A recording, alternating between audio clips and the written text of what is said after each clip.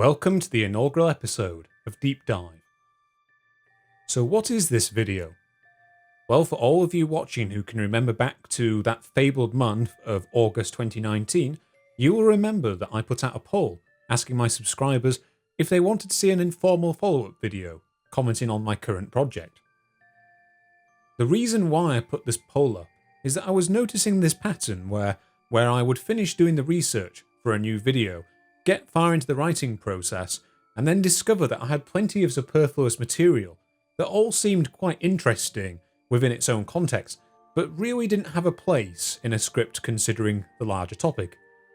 This has been particularly the case both in the Voynich Manuscript video that I just released, and in the Bronze Age Collapse video that came out earlier this year.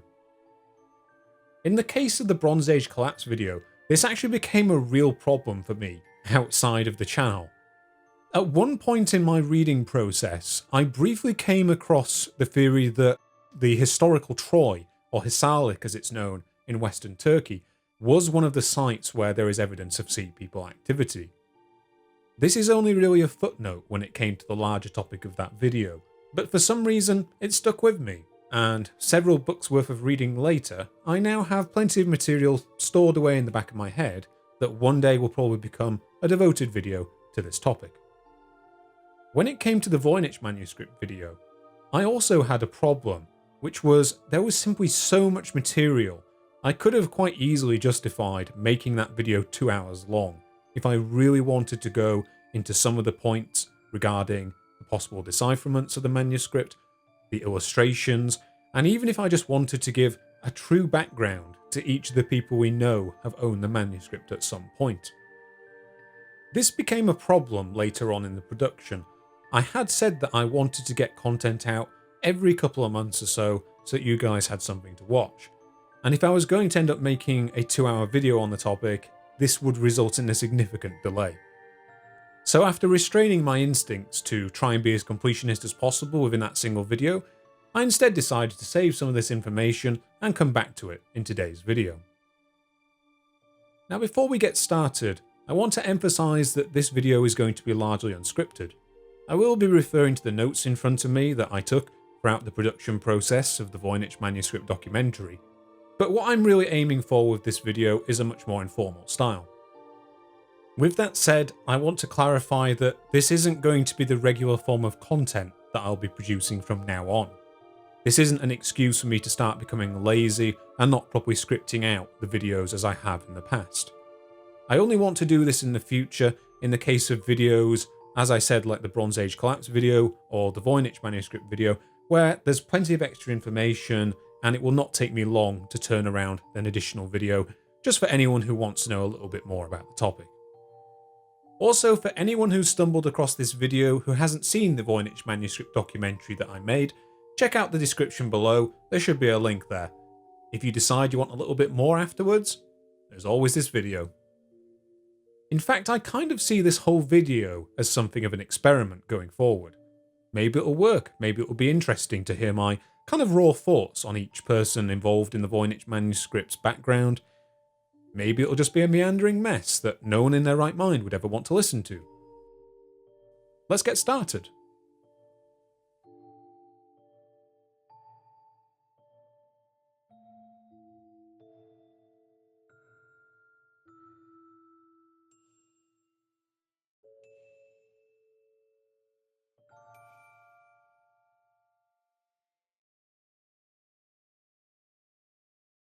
So if you've been paying any attention at all to the comment section on the Voynich Manuscript video, you might see the main point that people have been calling me out on, and that's that I didn't really go into great detail when it came to the manuscript's illustrations. I talked very briefly about how the materials used to create the manuscript, so for example the ink and the pigments, were very conventional methods for creating a medieval manuscript. What I didn't talk about at all is what plants the illustrations in the manuscript might actually represent. There have been a whole host of different claims for this over the last few decades, and the reason that I cut this out is because there isn't really anything conclusive, or at least there's nothing that the wider research community around the Voynich manuscript has definitively come out in support of and said these are the particular plants these represent. One particular theory around the illustrations of the plants, however, is very interesting. So in the mid-40s, there was a botanist by the name of Hugo O'Neill, and he came forward and said some of these illustrations are actually of plants from the New World. So one of the examples he gave is that the illustration on folio 93R is actually that of a sunflower, which are only really native to southern and northern America. If these claims are true, then by necessity it means that the Voynich manuscript must have been composed after the discovery of the New World by Christopher Columbus, as Europeans would not have any knowledge of these plants at this point. The problem with this theory, however, is that the earliest voyages by Columbus to the New World didn't take place until right at the end of the 15th century. And as I described in the video, carbon dating has traced the origin point of at least the parchment on which the manuscript is written to the early 15th century. So if we wanted to say that this New World theory is correct, we would have to make one of two different concessions. The first one would be that the carbon dating of the parchment on which the Voynich manuscript is written is somehow incorrect. Or we would have to say that the parchment itself was made in the early 15th century, but in fact it wasn't used for composition until many decades later. Bear in mind that this amount of parchment would have been extremely expensive to produce at the time, so it seems quite unlikely that someone would go to the effort of producing such a large batch of parchment and then not use it until well after their own natural lifespan had expired. Now, I did say that there have been plenty of theories as to which plants these illustrations represent. What I would like to say, the least criticised series of identifications that I was able to find during the course of my research were those by Dr. Edith Sherwood. So she has claimed over the last couple of decades that she has managed to identify a total of 124 out of the 126 plants that are present within its covers. The reception to these claims, however, have been quite mixed by the rest of the Voynich community. Some people, such as the late Stephen Bax, actually used her work to compose their own supposed solutions to the manuscript. Most researchers, however, seem to have been quite sceptical about her claims. Furthermore, what has damaged Dr. Sherwood's credibility of these identifications is that she has been a major proponent of the theory that Leonardo da Vinci actually wrote the Voynich manuscript.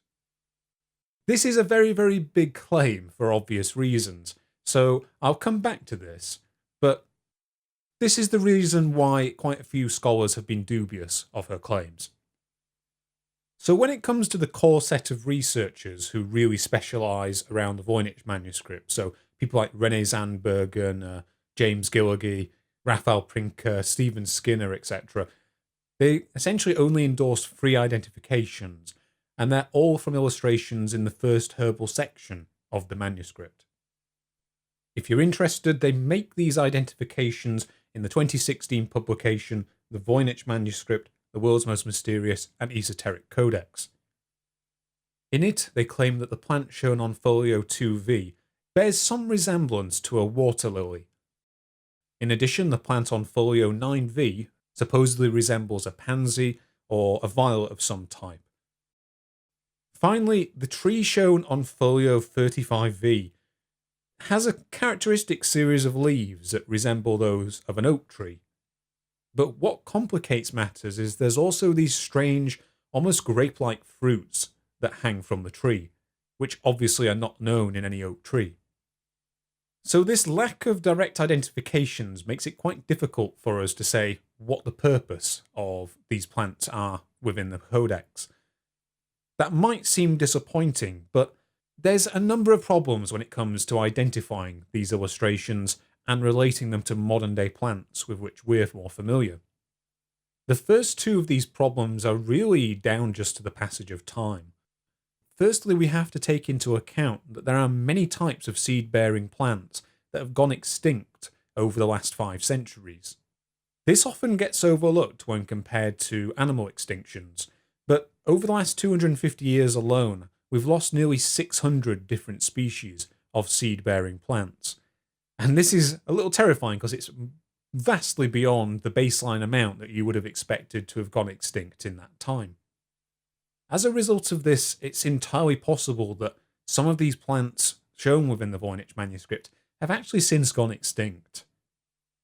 The second point that I alluded to is that over the last few hundred years, and really since the birth of agriculture, human beings have been constantly tinkering with and selectively breeding plants to imbue within them attributes that we prefer. So it's a possibility that we've actually managed to kind of slowly gene edit these plants into forms that just don't resemble their medieval equivalents. Another problem is that these plant illustrations are not labelled individually anywhere within the manuscript. They're all presented alongside large blocks of text that have been carefully drawn in around them. This means that one theoretical way that we could crack the manuscript is not available to us, and as a result we can't have a concrete identification of any of the images. The final thing I want to cover really when looking at the plant illustrations is there's a strange discrepancy in how they are drawn. So if you look at the underlying ink, they're very finely and very carefully drawn out, with someone who clearly has a very steady, very practiced hand.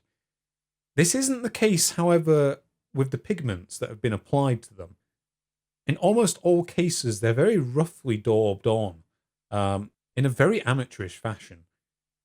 This has actually led to a theory that either there were two separate people involved in making these illustrations, with the first being a far more experienced artist, and the second attempting to fill them in kind of after the fact. Or the idea that the original composer of this manuscript came back to it in later life and decided to paint over the illustrations they'd previously made. But for some reason, their own artistic skills had degraded in this time, and were left with the crude result. When it comes to the other illustrations within the manuscript, I don't really have as much to say. So the star charts themselves are incredibly intricate, but they haven't really been related back that much to modern constellation patterns that we observe, or at least I haven't explored that in any great depth. When it comes to the zodiac symbols that can also be found within the manuscript, however, there's a little bit more to say. These illustrations are actually quite generic for the time. You would expect to see most of the images they use to depict each individual zodiac symbol. But there are just a couple of discrepancies. In the case of the sign for Cancer, you would normally expect to see a crab of some sort, but here it's instead illustrated using a pair of lobsters, so it slightly confounds our expectations there.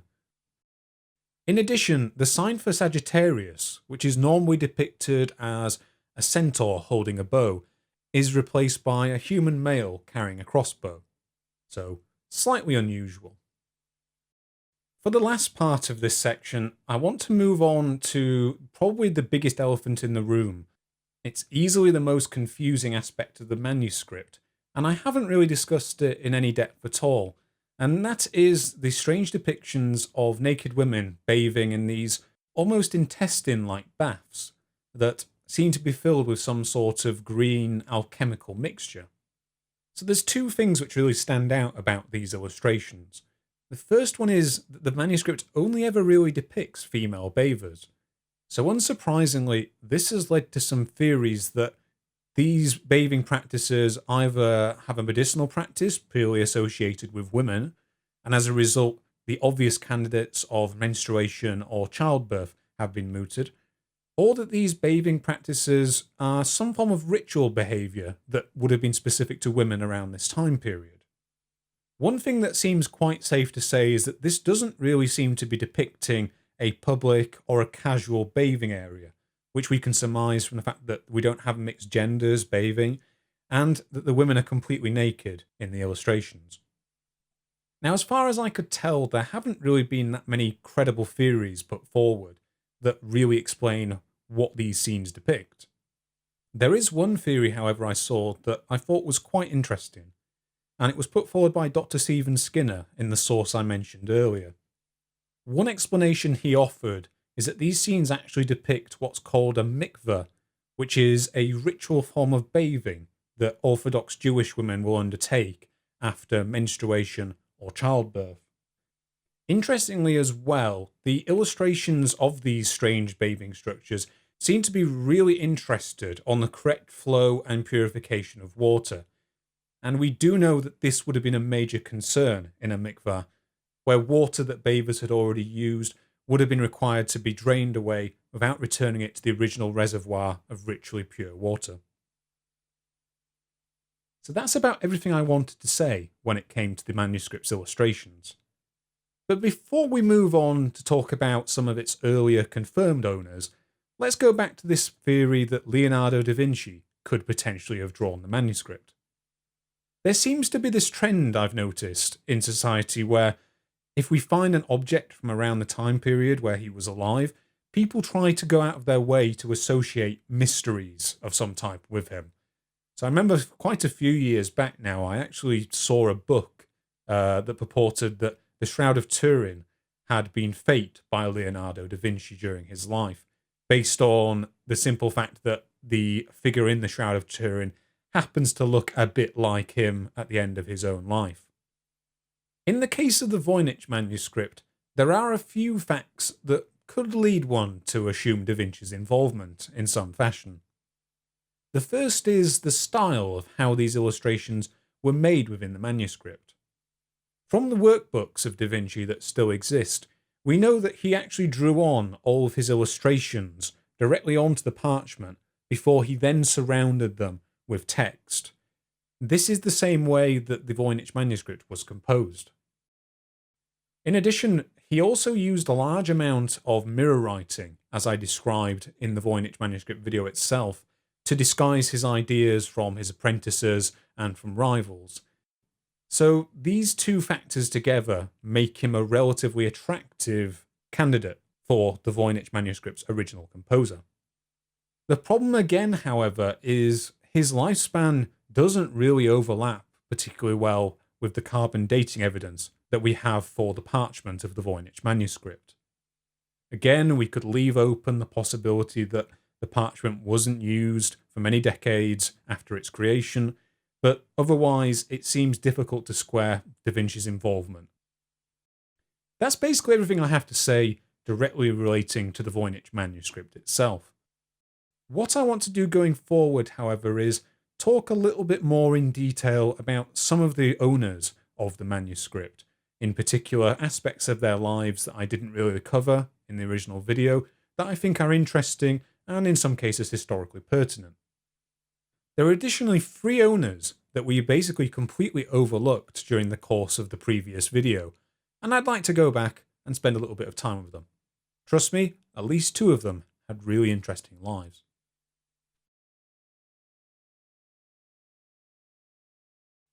Ah, Rudolf. Rudolf. When it comes to Rudolf II, I was very much tempted to try and start off by saying something witty to the degree of, "Never has a man through such an action saved the lives of so many." But as I went back and I reread my notes on Rudolf's life, I think that that statement is only really half true. I'll go into that in a bit more depth in a minute. But before we do so, I thought it would be useful to go back and take another look at Rudolf's childhood and really try to understand how he became so indecisive as a ruler. So I mentioned before that at the age of 11, Rudolf was sent off to Spain to be educated by his uncle, Philip II. I went a little bit into how stiff and informal the Spanish court was, but I don't think I emphasised Philip II's very peculiar way of governing.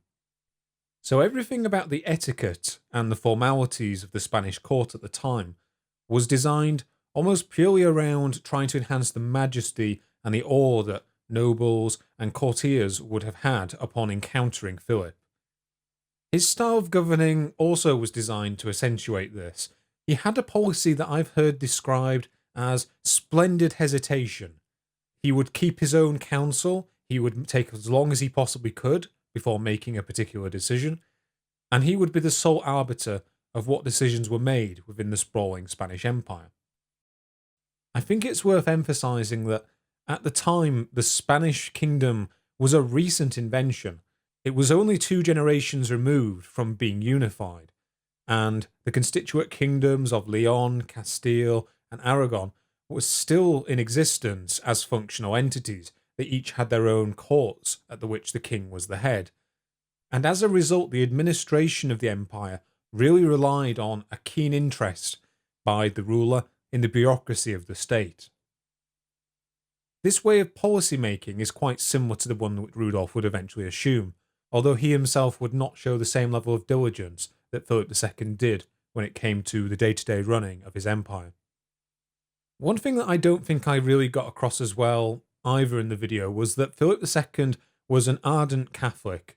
He would go on to frequently criticise other rulers for indulging Protestants within their lands, in particular Rudolf's father, Maximilian, and eventually would do the same for Rudolf himself. In fact, as far as I can tell, much of Rudolf's early rulership involved him effectively being berated by his uncle via letter. As might be expected, Philip also went to a great degree to try and instill the same degree of piety in his 2 nephews. So at this time, both Rudolf and his younger brother Ernst were at residence in the court under his tutelage. This resulting environment led very much towards Rudolf's stiff personality, his seclusion, his habit of keeping final decisions within his own purview. But despite Philip's intentions, this actually had the effect of pushing Rudolf further away from the church, so much so that he was frequently denounced as an atheist throughout his reign. Rudolf would remain within the Spanish court for 8 years with his younger brother. By the time he returned to the court in Austria, he had effectively grown up completely isolated from his 4 younger brothers. So he had Ernst, who was 1 year younger than him, Matthias, who was 5 years younger, Maximilian, who was 6 years younger, and he also had Albert and Wenceslaus on top of that. This meant that by the time he returned to the court, his brothers were essentially strangers to him. They would have been little more than infants when he first departed for Spain. And in fact, just to get him back to the Austrian court, Maximilian had to pull some interesting diplomatic manoeuvring with Philip. So a few years before Rudolf's arrival at the Spanish court, Philip had actually married a French princess by the name of Elizabeth of Valois. This was his 3rd marriage. He'd previously been married to Mary I of England and had also been married to a Portuguese princess before then. However, during Rudolf's time in the court, his wife Elizabeth passed away from a miscarriage. Now, this was particularly a problem for Philip because at the time he had only one legitimate son, who was Carlos, Prince of Asturias. Carlos unfortunately fell victim to the propensity amongst the Habsburgs for insanity. This was mostly due to the high degree of relatedness within the family. There was a repeated pattern of nieces being married to uncles in order to avoid land passing outside of the dynasty. By the time Rudolf was already in the court, Carlos would have been showing signs of this insanity, and in fact he would die a couple of years before Rudolf returned to Austria. As a result, Philip needed a new heir, and for this to happen, he also needed to remarry.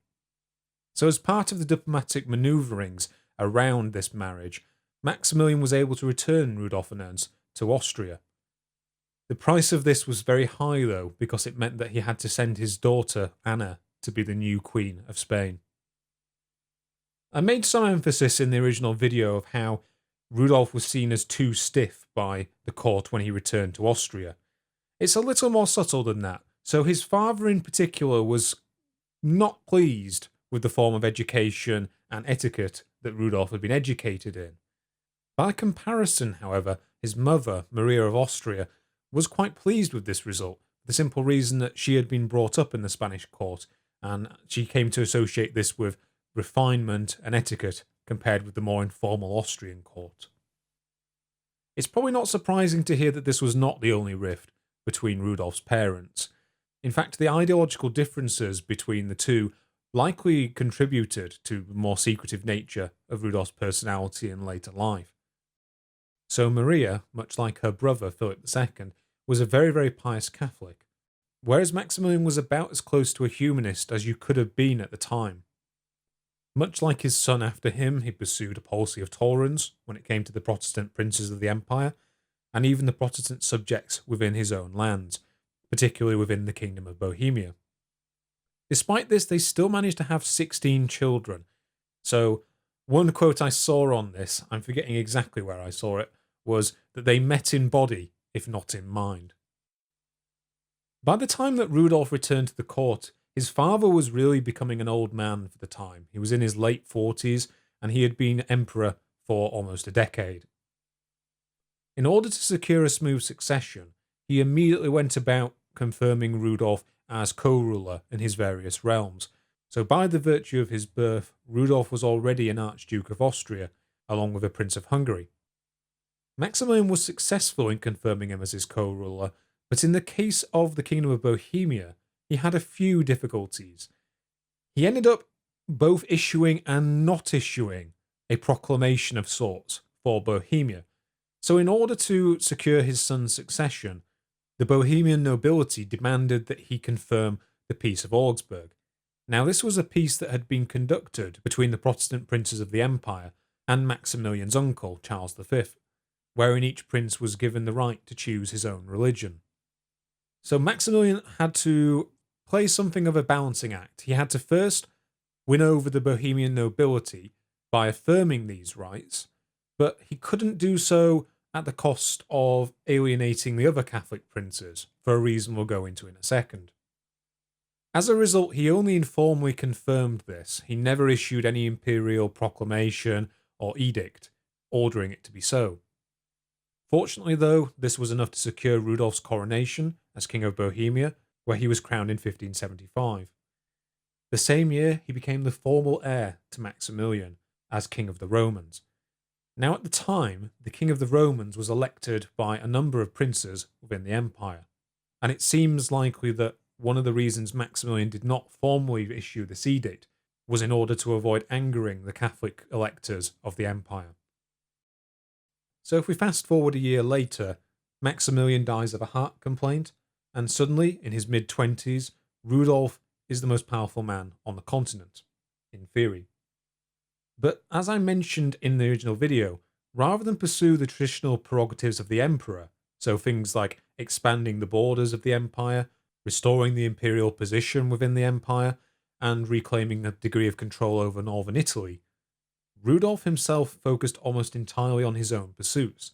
So this included scientific pursuits, collection of artwork, architecture, and in addition to this, he was a widespread patron of leading artists and scientists from all over Europe during the period.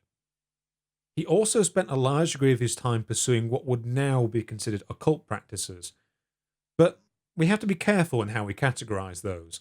At the time, many of these practices were considered mainstream scientific thought. So what I'm referring to specifically here are the twin practices of astrology and of alchemy.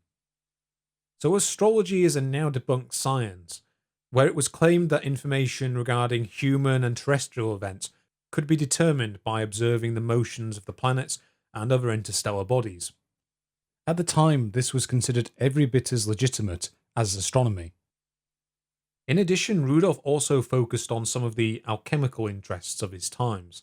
So traditional alchemy focused on three major goals. The first one was the transmutation of base metals into more sought-after materials, such as silver and gold, the creation of panaceas to cure illnesses, and also probably the largest goal, which was the creation of the elixir of life.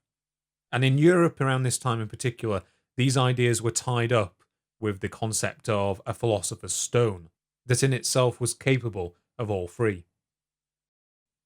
In extension to these activities, Rudolf would accumulate this vast collection of artwork, texts, and occult works. This was referred to as the Kunstkammer, and its construction really drove Rudolf in a way that consumed most of his finances. Due to the scale of purchases he made, both in artwork and books, he actually had to take loans from many prominent members of the nobility. In addition to these pursuits, there was also some interest in what was termed secret writing within Rudolf's court. So I think it should be noted that the Steganographia, which was a famous work on cryptology, was actually first circulated within his court before it went on to be printed. So from this you can see where Rudolf's interest in something like the Voynich Manuscript may have come from. One thing I didn't really have a chance at all to cover in the video was Rudolf's personal life. So at the time of Maximilian's death, he hadn't been able to organise any form of marriage for Rudolf. This is something that Rudolf would play to his advantage, but that would also eventually come back to bite him, and I'll explain that a little bit later. Much like Elizabeth I of England, who he was a contemporary of, Rudolf would repeatedly use his bachelor status as a tool in diplomatic manoeuvring. Throughout his entire reign, he would essentially offer himself as a suitor, but as with many things in his life, he never really followed through on pursuing one particular marriage alliance, and as a result he was still attempting to make marriage plans at the end of his life many decades later. But to fill the hole of having a formal empress and family, he resorted to other methods. He actually had a vast number of mistresses, as far as we're aware, and with some of them he would actually end up having large families of illegitimate children. The best well-known example of this was a noblewoman by the name of Catherine Strada. She became somewhat of a life companion for Rudolf.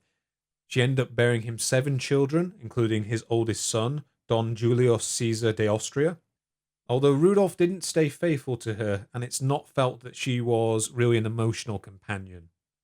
In fact, Rudolf would have so many mistresses that they're largely just grouped under the name of his imperial women.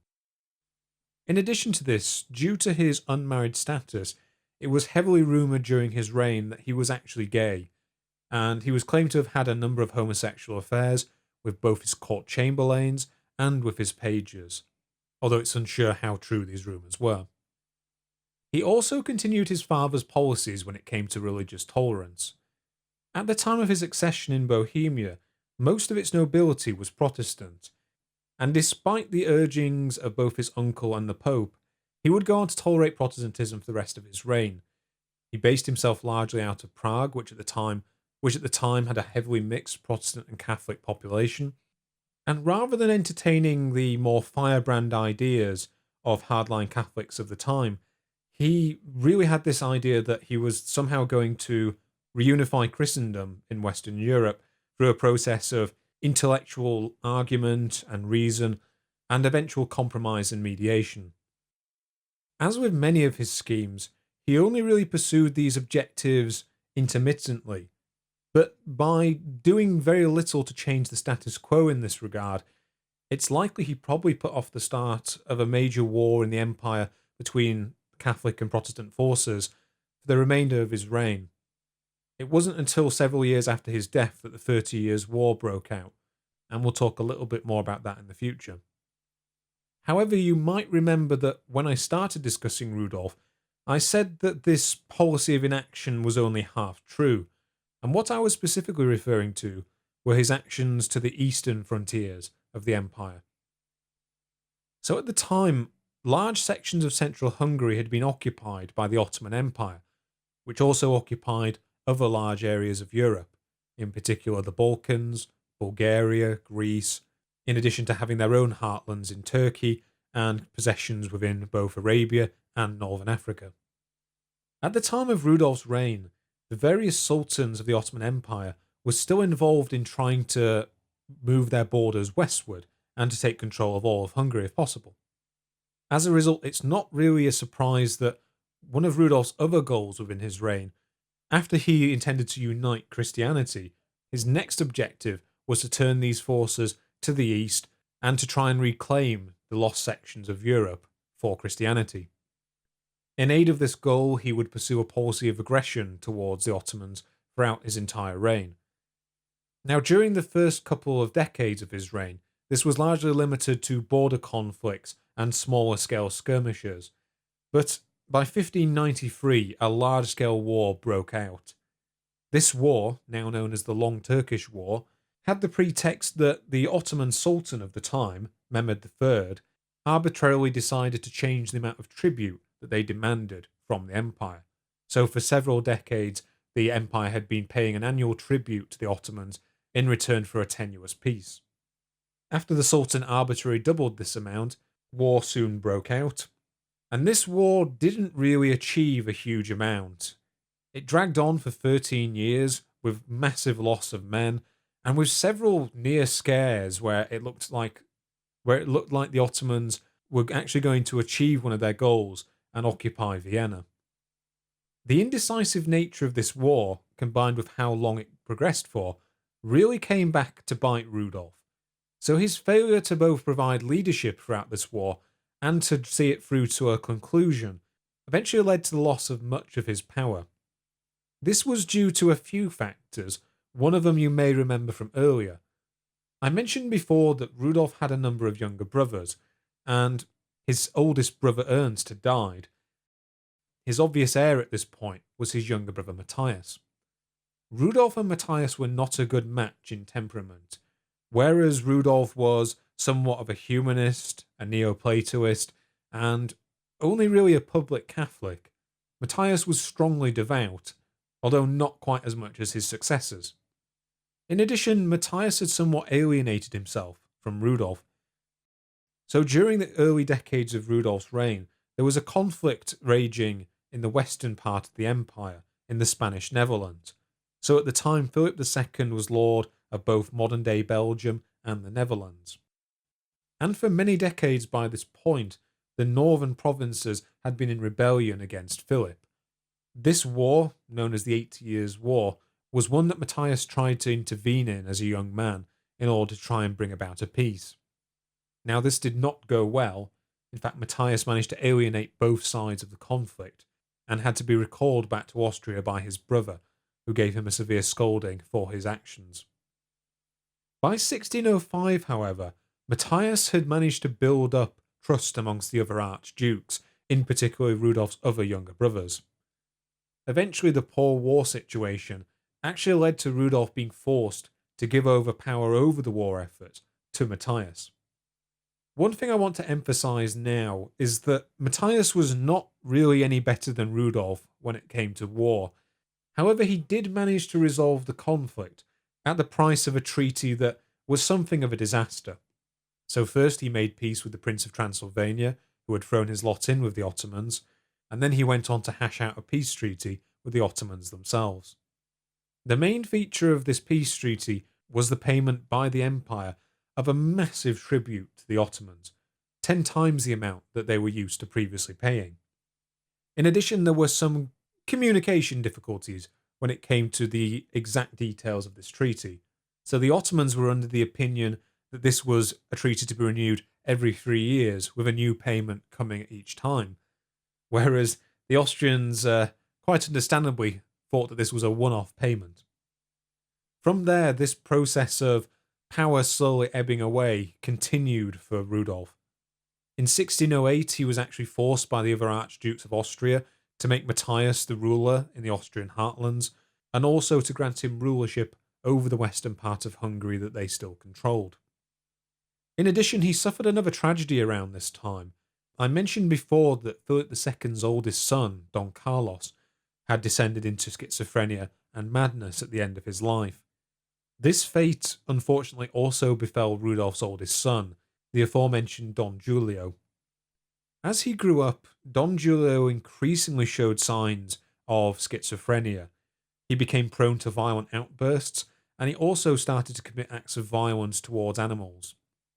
This erratic and violent behaviour only escalated over the course of his remaining life, and around the same time that Rudolf was forced to cede the throne of Hungary to Matthias, Giulio was actually imprisoned, and the reason he was imprisoned was quite gruesome. What essentially happened was that he abducted a daughter of a local barber and proceeded to murder her in quite brutal fashion. As a result, he was imprisoned for his actions and would live out the rest of his life in confinement. A year later, however, probably the only great act of Rudolf's reign unfolded. In 1609, he concluded an agreement with the Bohemians that led to him signing what was termed a Letter of Majesty. This guaranteed religious freedom in Bohemia, and to be clear, that means religious freedom between Protestantism and Catholicism. This was different, however, from the Peace of Augsburg. So the Peace of Augsburg gave individual princes their right to determine the religion of their subjects. This went a step further, and not only was the nobility capable of choosing their own religion, this same right was extended to their subjects. This moment of success, however, was only brief for Rudolf. In 1611, he was no longer able to stave off Matthias's ambitions, and after a final armed showdown, wherein which he failed essentially to meet Matthias on the battlefield, he was also forced to cede the throne of Bohemia to his brother. In addition to this, he also had to accept Matthias as his acknowledged heir, and allow his election as king of the Romans. There is an interesting twist, though, to this. So you remember that Matthias was an ardent Catholic. However, in order to secure the agreement of the Bohemian nobility, he actually had to agree to honour the letter of majesty that Rudolf had signed. This had the inadvertent effect of alienating the Catholic electors within the empire as well, meaning that in order to secure his election of King of the Romans, the ardent Catholic Matthias actually had to rely on the Protestant electors within the empire. And luckily for him, that included himself as the King of Bohemia. Left with only the somewhat empty title now of Holy Roman Emperor, Rudolf seems to have descended quite rapidly downhill from here. He had repeated bouts of depression, and by all accounts had several violent outbursts that only worsened in the final year of his life. Eventually, in January of 1612, time ran out for Rudolf.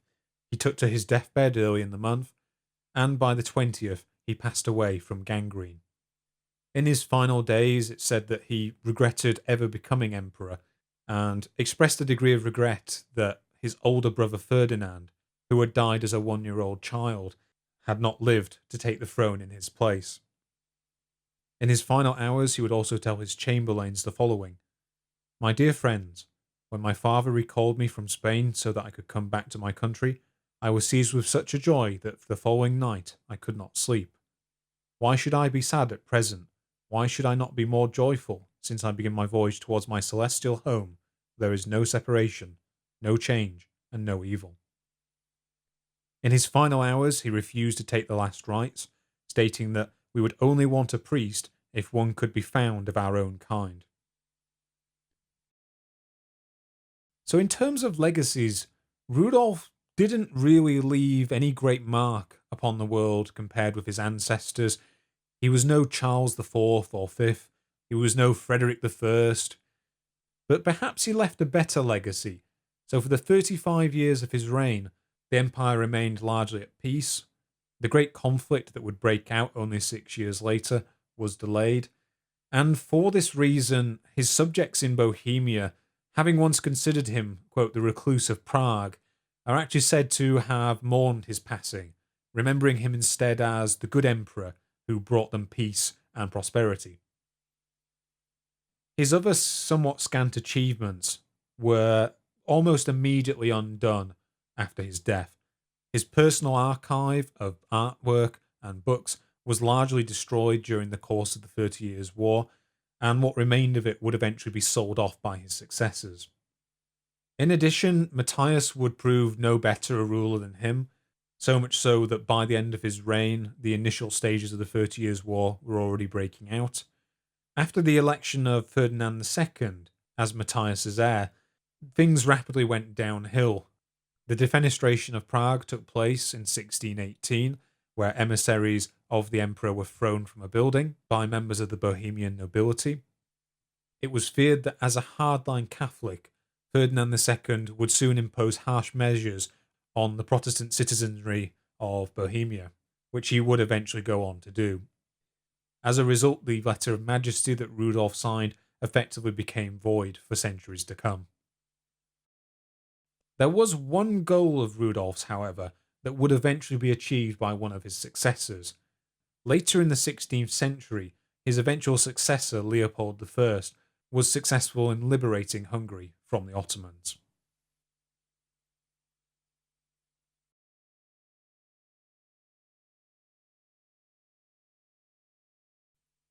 Moving on from Rudolf II, we have this slight problem that the three people who own the manuscript after him aren't really as interesting in terms of their life story. They do have a few interesting tidbits here and there, but for obvious reasons, history hasn't really chronicled their lives in the same level of detail as the Holy Roman Emperor. However, I do still have a few things to share when it comes to the next three owners of the manuscript. So a quick refresh from the video itself. As far as we're aware, Rudolf II seems to have purchased the manuscript somewhere in the early 17th century, and then pretty quickly passed it off to one of his favourites, one Jacobus Horchicha, whose name I eternally struggle with, and I'm probably still getting wrong in some fashion, so sorry about that one. Something I feel that I didn't really get across in the main video was just how rich Horchicha was within his lifetime. In fact, he had such wealth that he would routinely lend money to Rudolf throughout the remainder of his life, much of which he was never able to recoup in any significant fashion. Rudolf was an eternally cash-strapped ruler, and this was due to the fact that he maintained such an elaborate set of interests and the fact that he liked to sponsor so many prominent artists and scientists within his court. In addition, he also spent vast amounts of money when it came to remodelling his castle in Prague and on the various wars that he conducted in the East. It may have been as partial compensation for these debts that Horchicha received the Voynich manuscript in the first place, although the information we have about this is very limited at the moment.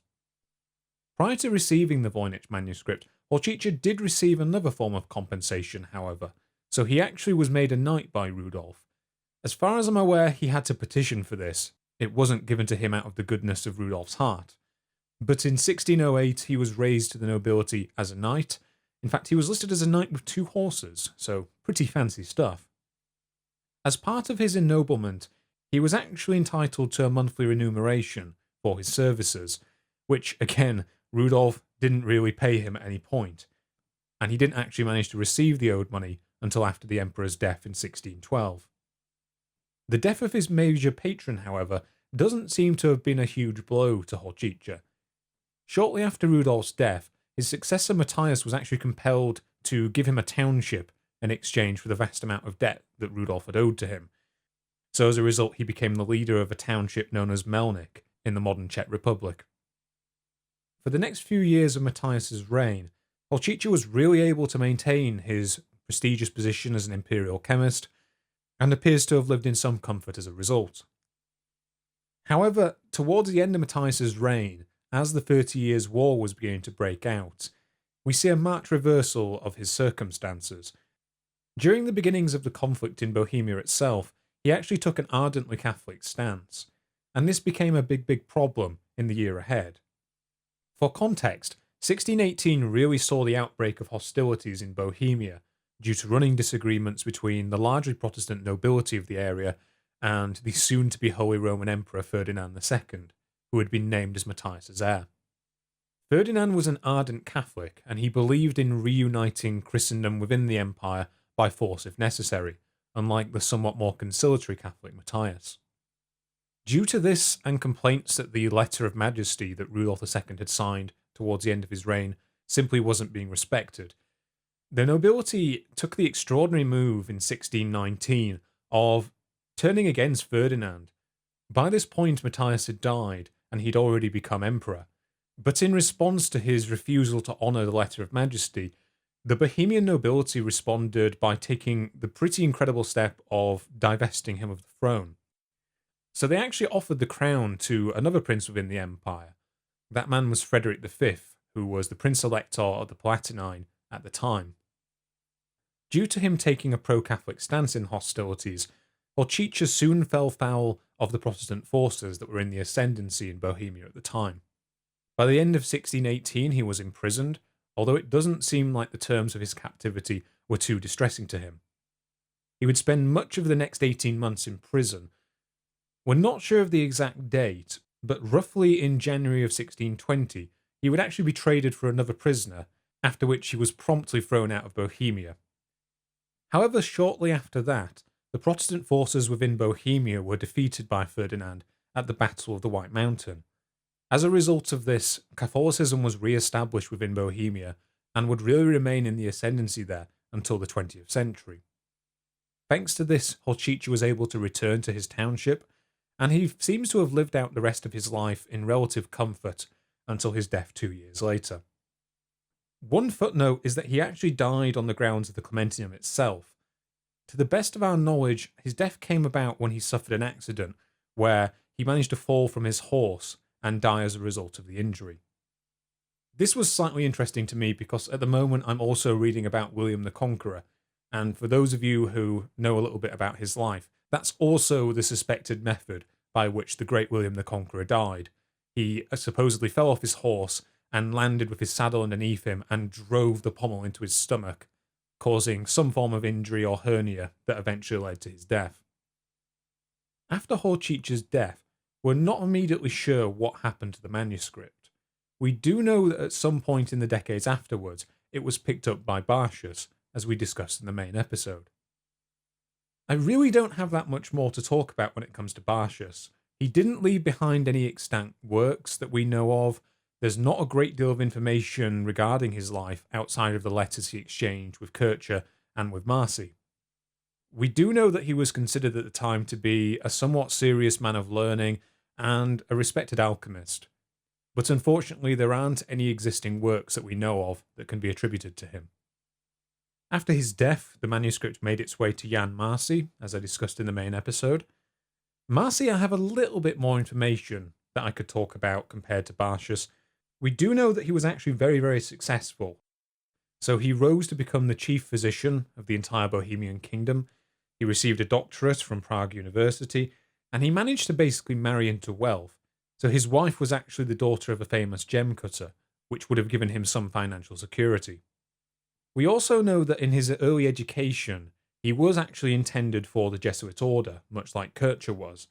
However, it seems that he diverted during the course of his education more towards becoming a physician. Interestingly, his brother actually became a Jesuit instead, although I think there's an account somewhere of his brother being thrown out of the order, so how good a Jesuit he was is really up for debate. One correction here I would actually like to make from the video itself. It's not so much a mistake, but as a clarification. I kind of hinted in the main body of the video that the 30 Years' War may have been a factor in Marcy deciding not to send the manuscript immediately on to Kircher in Rome as soon as it fell into his possession. Whilst this could still have played a factor, we actually now know that the reason for Marcy divesting himself of the manuscript was that he was actually moving into care at the time. So he'd been suffering from a series of eye problems that only worsened in his later life, and that eventually prevented him from continuing his correspondence with Kircher. So, if we remember, Gottfried Kinner had to send letters on his behalf in the very final years of his life. As a result, it seems more likely that his reason for sending the manuscript on to Kircher at this time is because he was getting rid of all his worldly possessions, given he wouldn't be able to take them with him into care. So that's really all I can say about the three known owners of the manuscript after Rudolf II. When it comes to the fifth owner, however, Athanasius Kircher, that's where things change, and change quite radically. My initial thought was that I wanted to go through and give a full summary of Kircher's life and the various scientific measures he looked into. So for those of you who need a refresher, Kircher was, at the time, basically considered the great scientific genius of his era. This became a little more complicated towards the end of his life, as I will go into, but it's not really an exaggeration to say that he was a polymath. He was incredibly productive across a massive range of fields, and creating a full definitive breakdown of his life was an act that I realised is kind of beyond the scope of this video. You could almost do a 2 or 3 hour video just looking at everything Athanasius Kircher looked into. Instead, I decided to go through and give you basically a summary of his early life, followed by his main achievements. One point I want to make before I start going into Kircher, however, is in my time reading about scientists of the 17th and 18th centuries, I've never really come across anyone quite like Athanasius Kircher.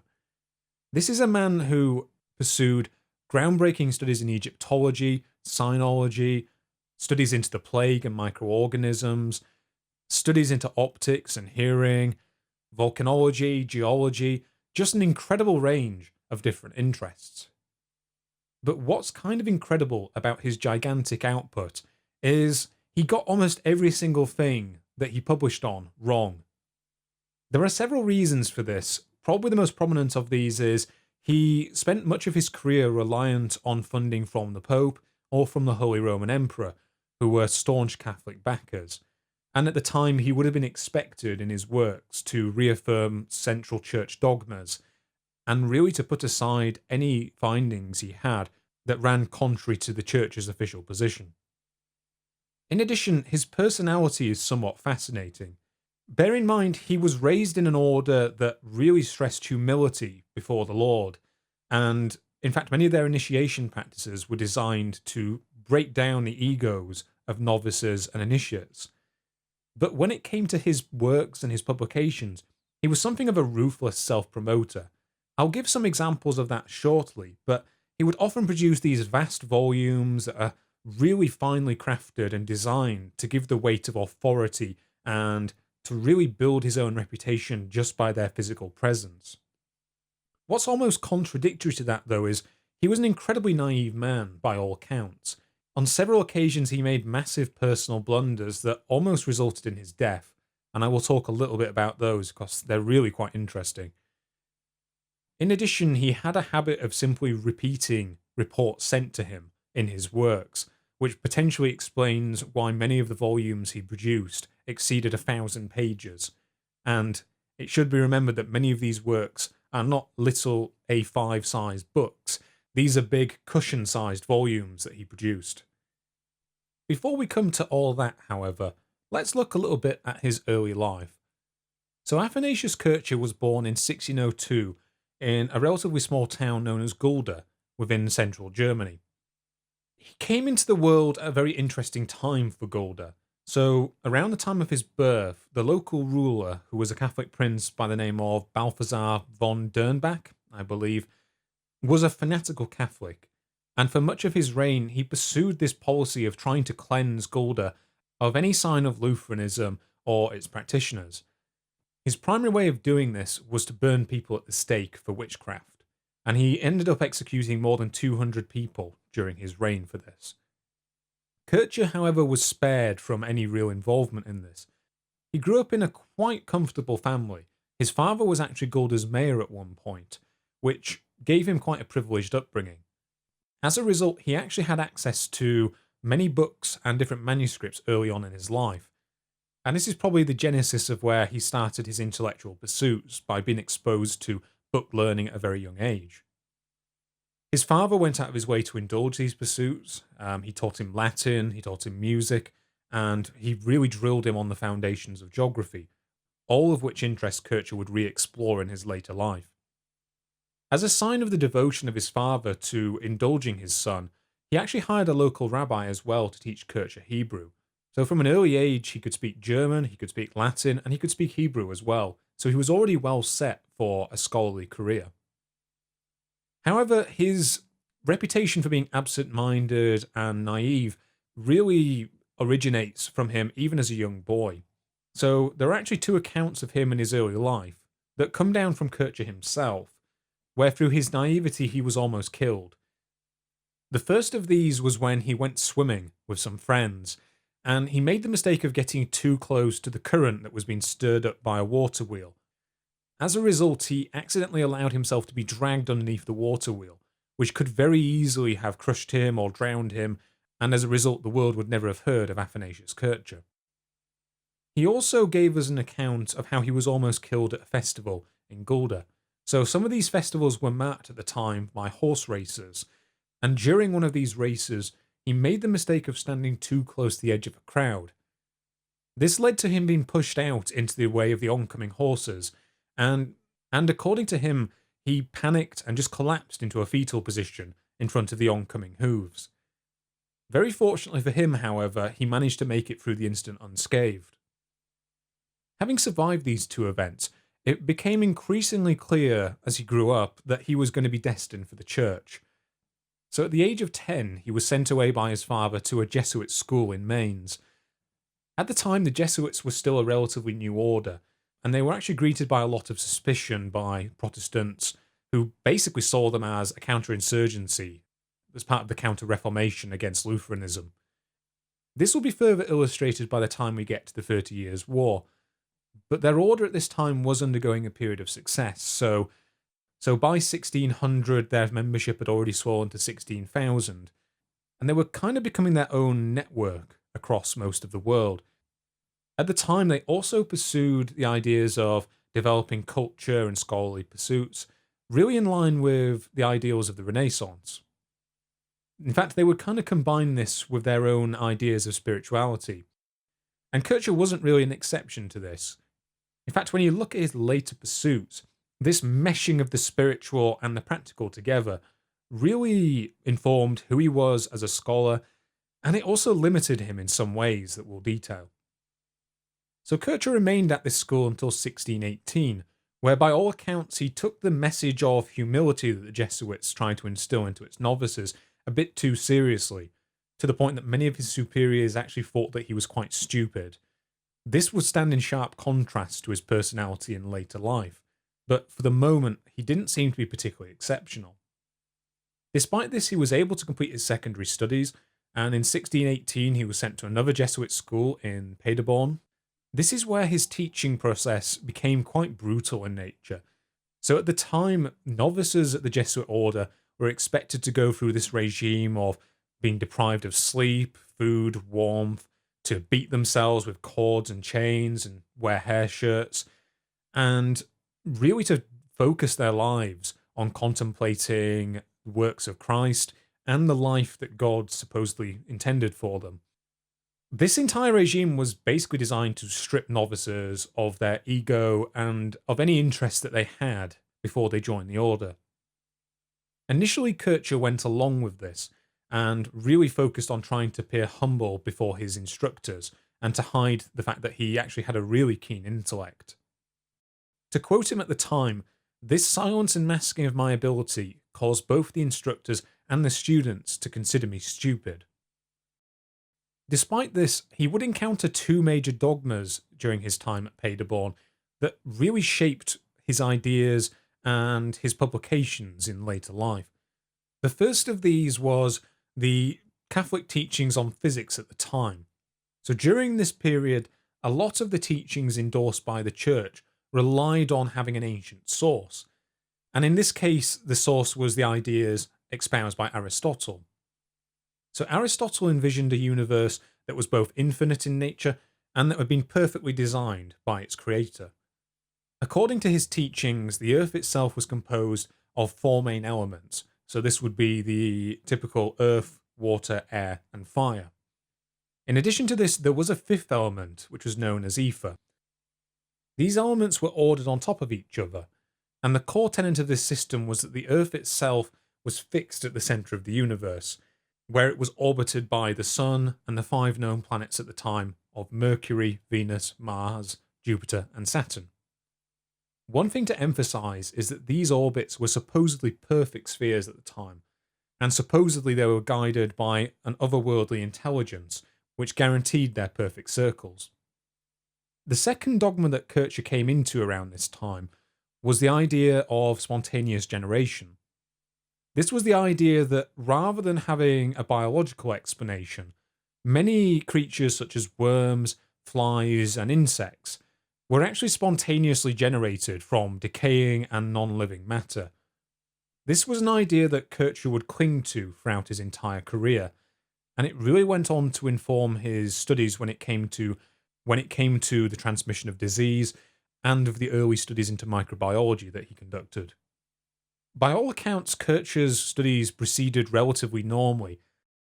So, at the age of 22, he had his first real exposure to the ongoing conflicts of the 30 Years' War, when the college had to be closed and then evacuated due to the approach of a Protestant army. This army was led by the Protestant Prince Bishop Christian of Brunswick, who was known for his virulent hatred of Catholics.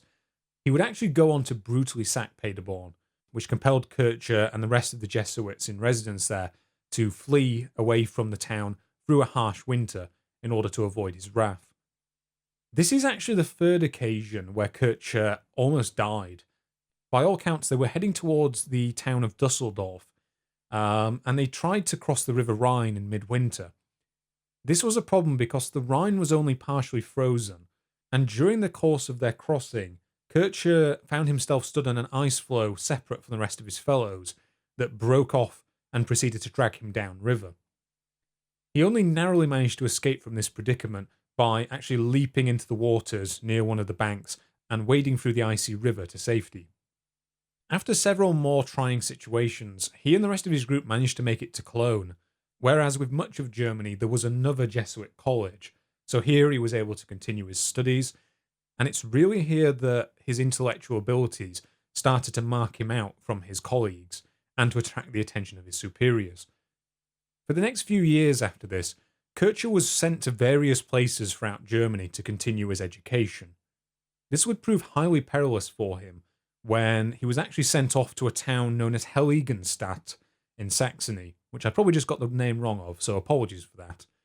He was sent off there to act as a grammar teacher, but he made the somewhat strange decision of travelling the roads wearing his full black cassock and religious garb of the Jesuits. This decision marks the fourth time that Athanasius was nearly killed. On the road, he was waylaid by what he himself described as a group of heretic horsemen, who probably were simply bandits from the area looking to rob a travelling Jesuit priest. According to the account he laid out in his autobiography, he was stripped of all of his possessions, he was violently beaten, and by all accounts it looked like the horsemen were preparing to lynch him. This is where Kircher again becomes a somewhat unreliable witness, given it's only his account that we have to rely on. According to him, his life was spared when he gave up and collapsed to the floor and started to loudly pray for his salvation, at which point one of the horsemen essentially turned to his fellows and said, "Why are we doing this? We don't really need to kill this guy, do we?" After which they supposedly gave him back everything he owned, which is a bold claim, and allowed him to continue on his journey. After being sent back and forth throughout these towns in Germany, Kircher was eventually ordained into the priesthood around 1628. After this, he was actually sent to be a Jesuit representative at the court of one of the most powerful electors within the Holy Roman Empire. This was the Archbishop of Mainz, who at the time was a man by the name of Johann von Kronberg. The position of Archbishop of Mainz was formerly the number 2 within the empire, as he acted as the head of the College of Electors that were responsible for selecting the heir to the Holy Roman Empire. However, by the time Kircher arrived in the Archbishop's court, he was very elderly and by all accounts highly paranoid, so he actually executed a total of 1,500 people during his reign for suspected witchcraft. And in fact, one of the people he executed, if I remember correctly, was one of his nephews, so he was very, very serious when it came to these charges. Kircher, however, seems to have been spared from any suspicion during his time at the court. In fact, he seems to have been there mostly just to entertain the aging archbishop. In order to do so, he would stage elaborate displays of fireworks, which was still a novelty within Europe at the time, and he also created a bunch of kind of parlour tricks based around magnetism. One of his early claims to fame, and probably one of the things which sparked his later career when it came to the work he did on magnets, he created what he termed a magical clock, where he had a type of sunflower seed that would always turn the clock to point to the sun and thus tell you the time of day. This was a trick that he talked up for much of his early career, and it almost certainly seems to have been a cheap parlour trick. This clock operated by having a cork placed within a bowl of water with the seed inside, but what that cork also seems to have disguised is a lodestone, so his clock was actually relying on magnetism rather than some intrinsic properties unique to sunflower seeds, as he claimed at the time. He also supposedly created some sort of cartographic tool using magnets.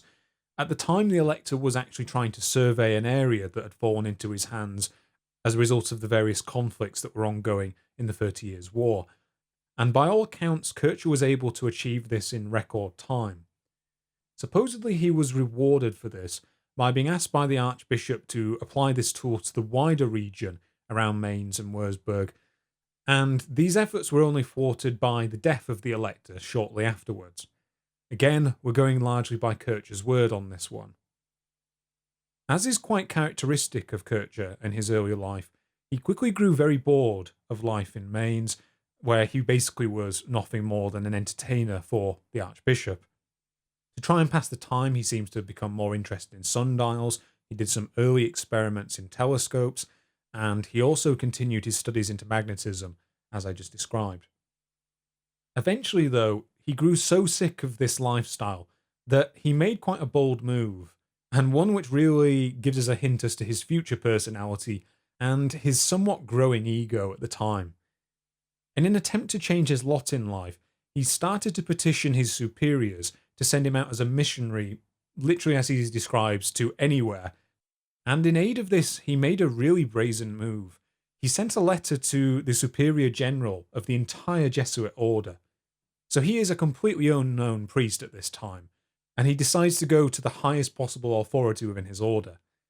In fact, he basically lectured the superior general in the course of his letter, reminding him that life is very short, and you can see he was worried that he was going to be reduced to essentially being an entertainer for this archbishop for the rest of his career. Perhaps due to the audacity of this letter, his reward was receiving no missionary appointment at all, and he ended up remaining in Mainz for another year. During this time, he also made a discovery within the library at Würzburg that would one day form the basis of his growing reputation as a scholar. So, according to his own account, he came across a book of hieroglyphics with which he claimed to have been immediately intrigued and that he wanted to know more about. At this time, many scholars thought that Egyptian hieroglyphics actually concealed some of the earliest learning in human history. In fact, many conjectured that the wisdom supposedly hidden away in the hieroglyphics actually was transmitted down since the time of Adam and before the Great Flood.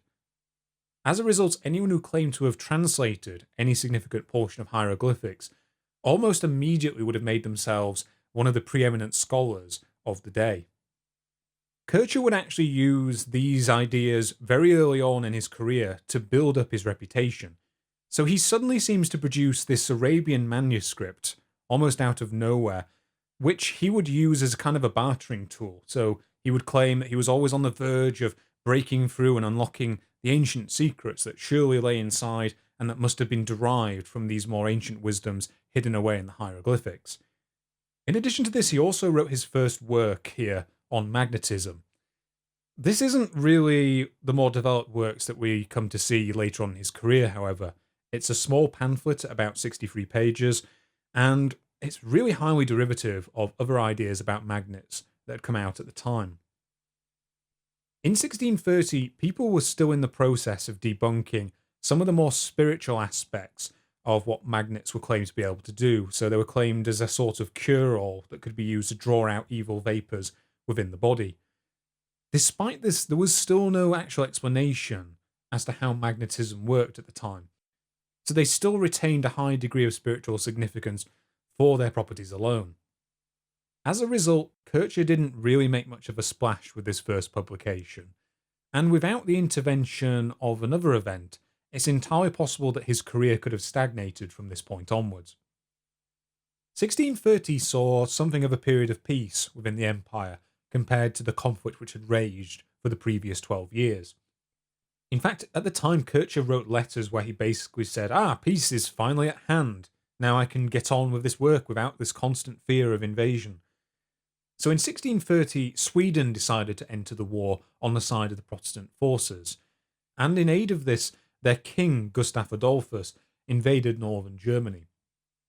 He soon managed to take Würzburg, and again, this was another place where Kircher was that was quite brutally sacked, and he was forced once again to flee.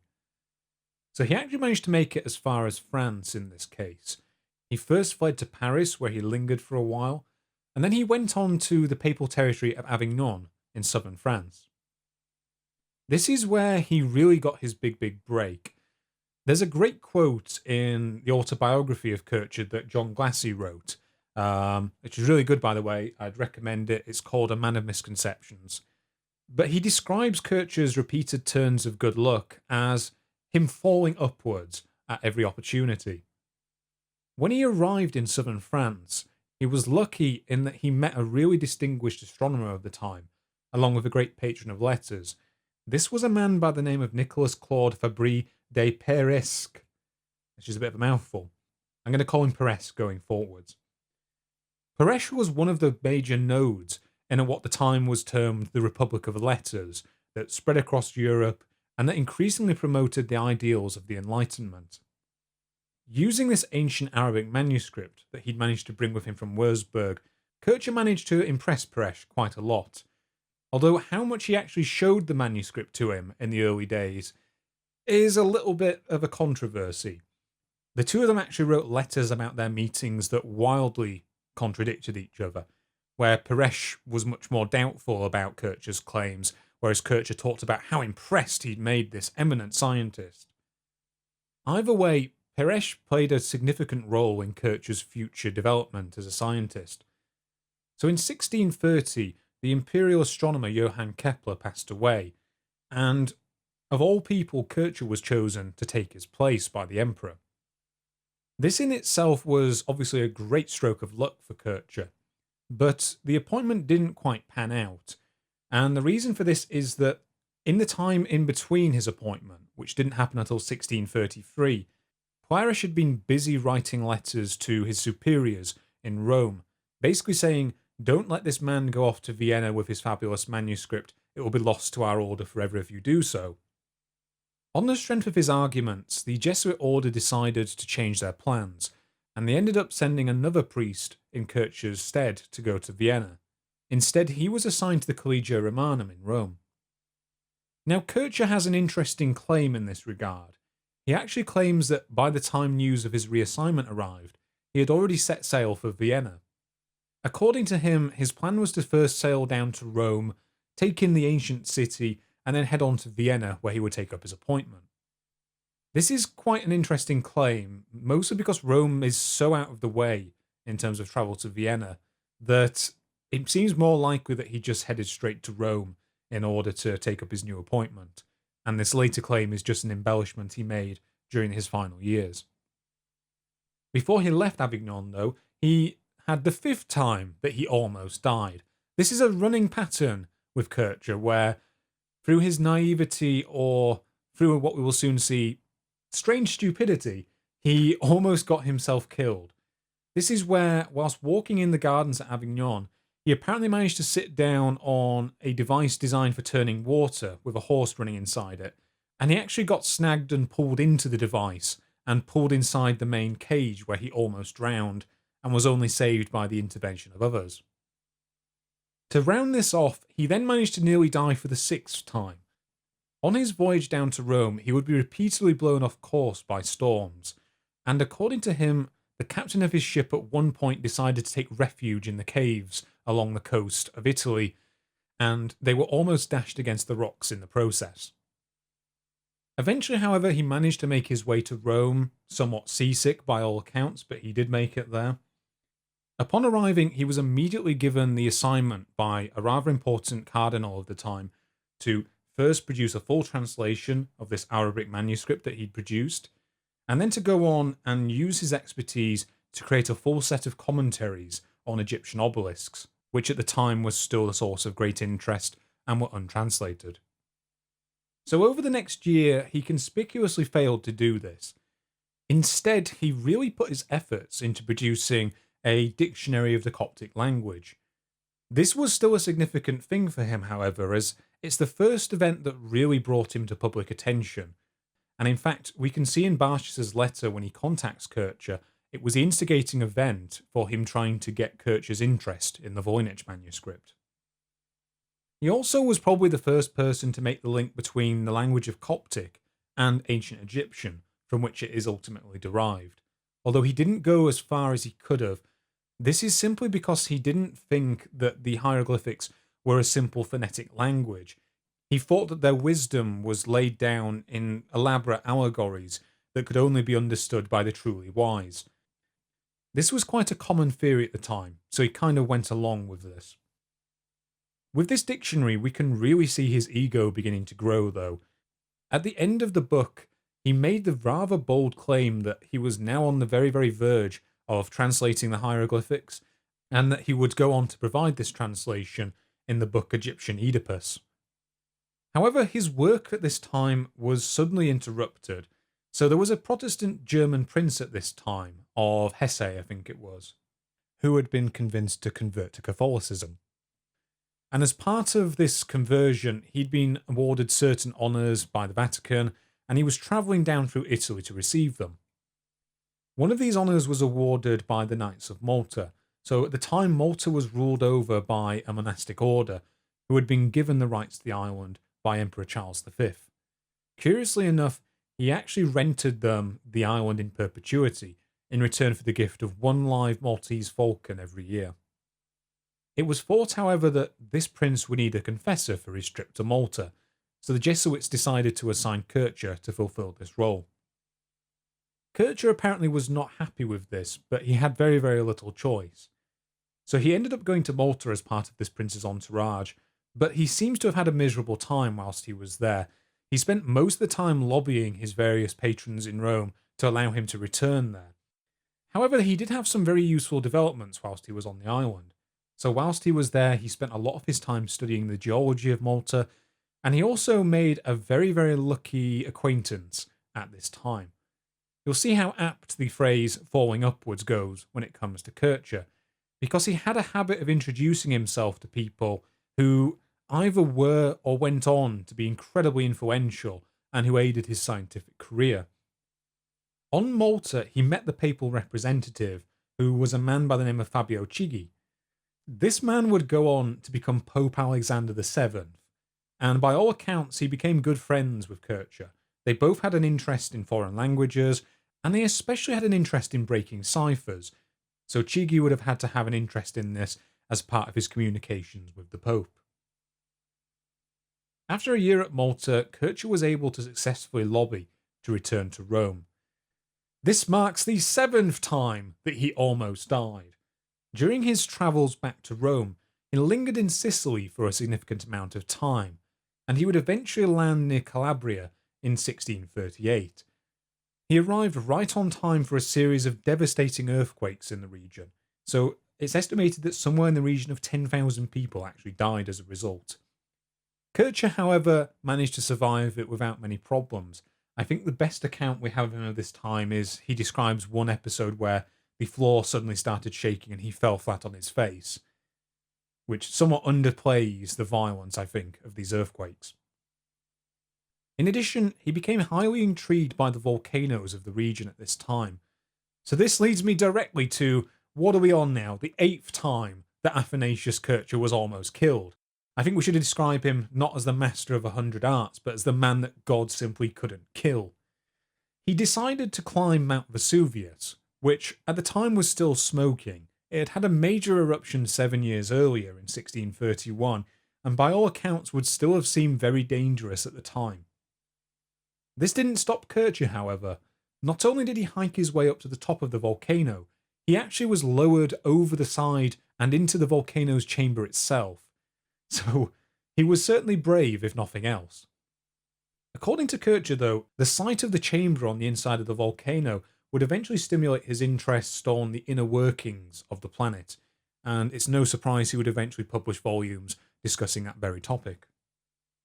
After arriving back in Rome, he encountered a problem, which was the cardinal who had acted as his patron had essentially run out of money, and as a result his attempt to publish works at this time were largely stymied by a lack of money for printing.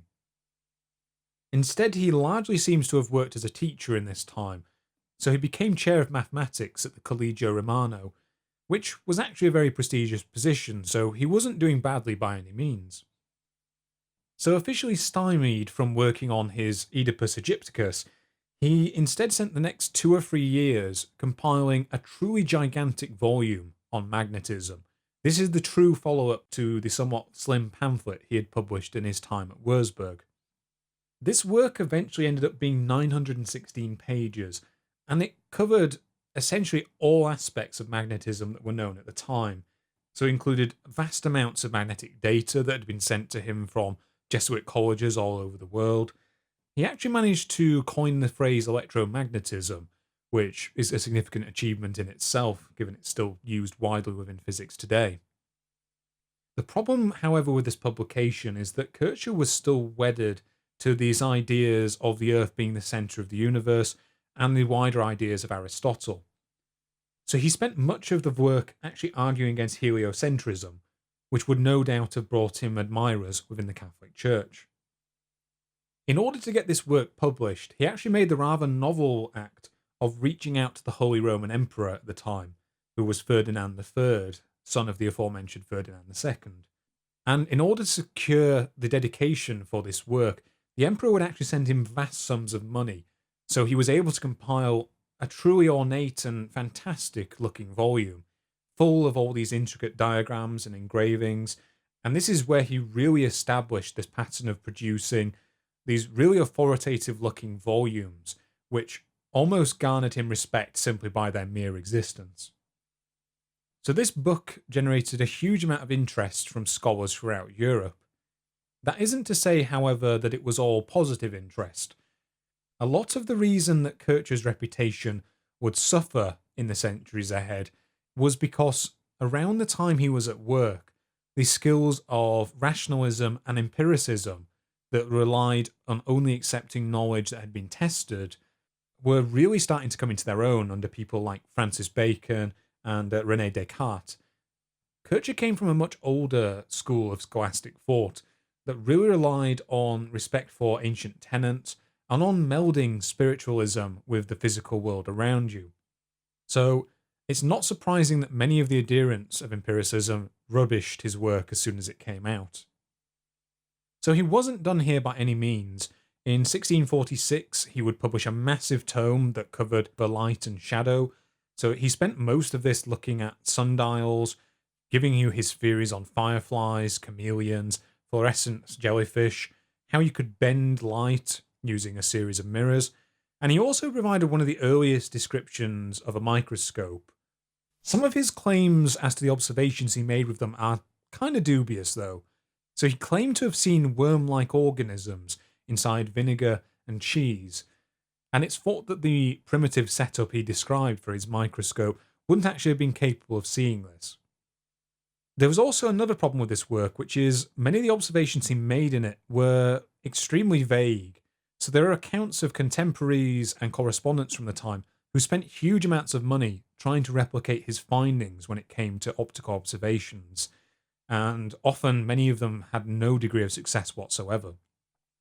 Regardless of these claims, however, these two works really made Kircher's reputation as a preeminent man of science and as a known polymath within Europe.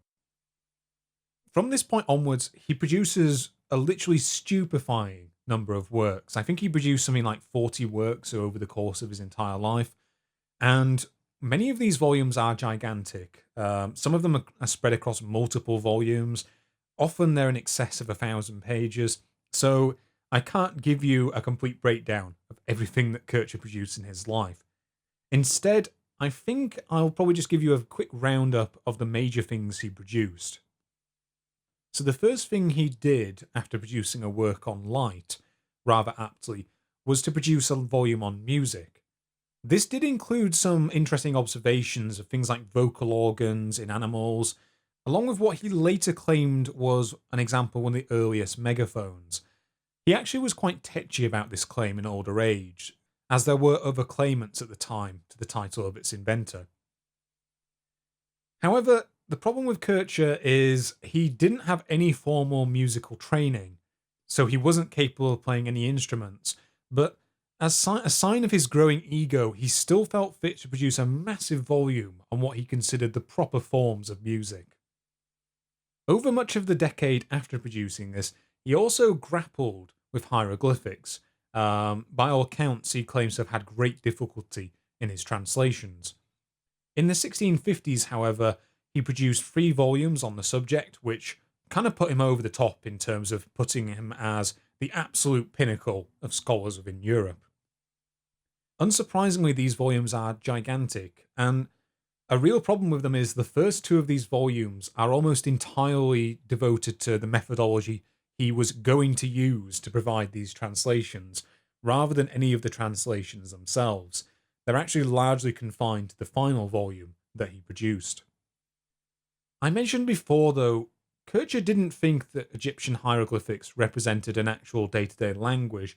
He thought that they were elaborate allegories and metaphors that were used to disguise wisdom so that they would only be readable by truly wise men. In addition to this, the main source that he used in his claimed translation was an item known as the Benbine Tablet. This was actually a Roman-era reproduction of hieroglyphics that had turned up after the sack of Rome by Charles V's forces a century prior to Kircher's arrival there.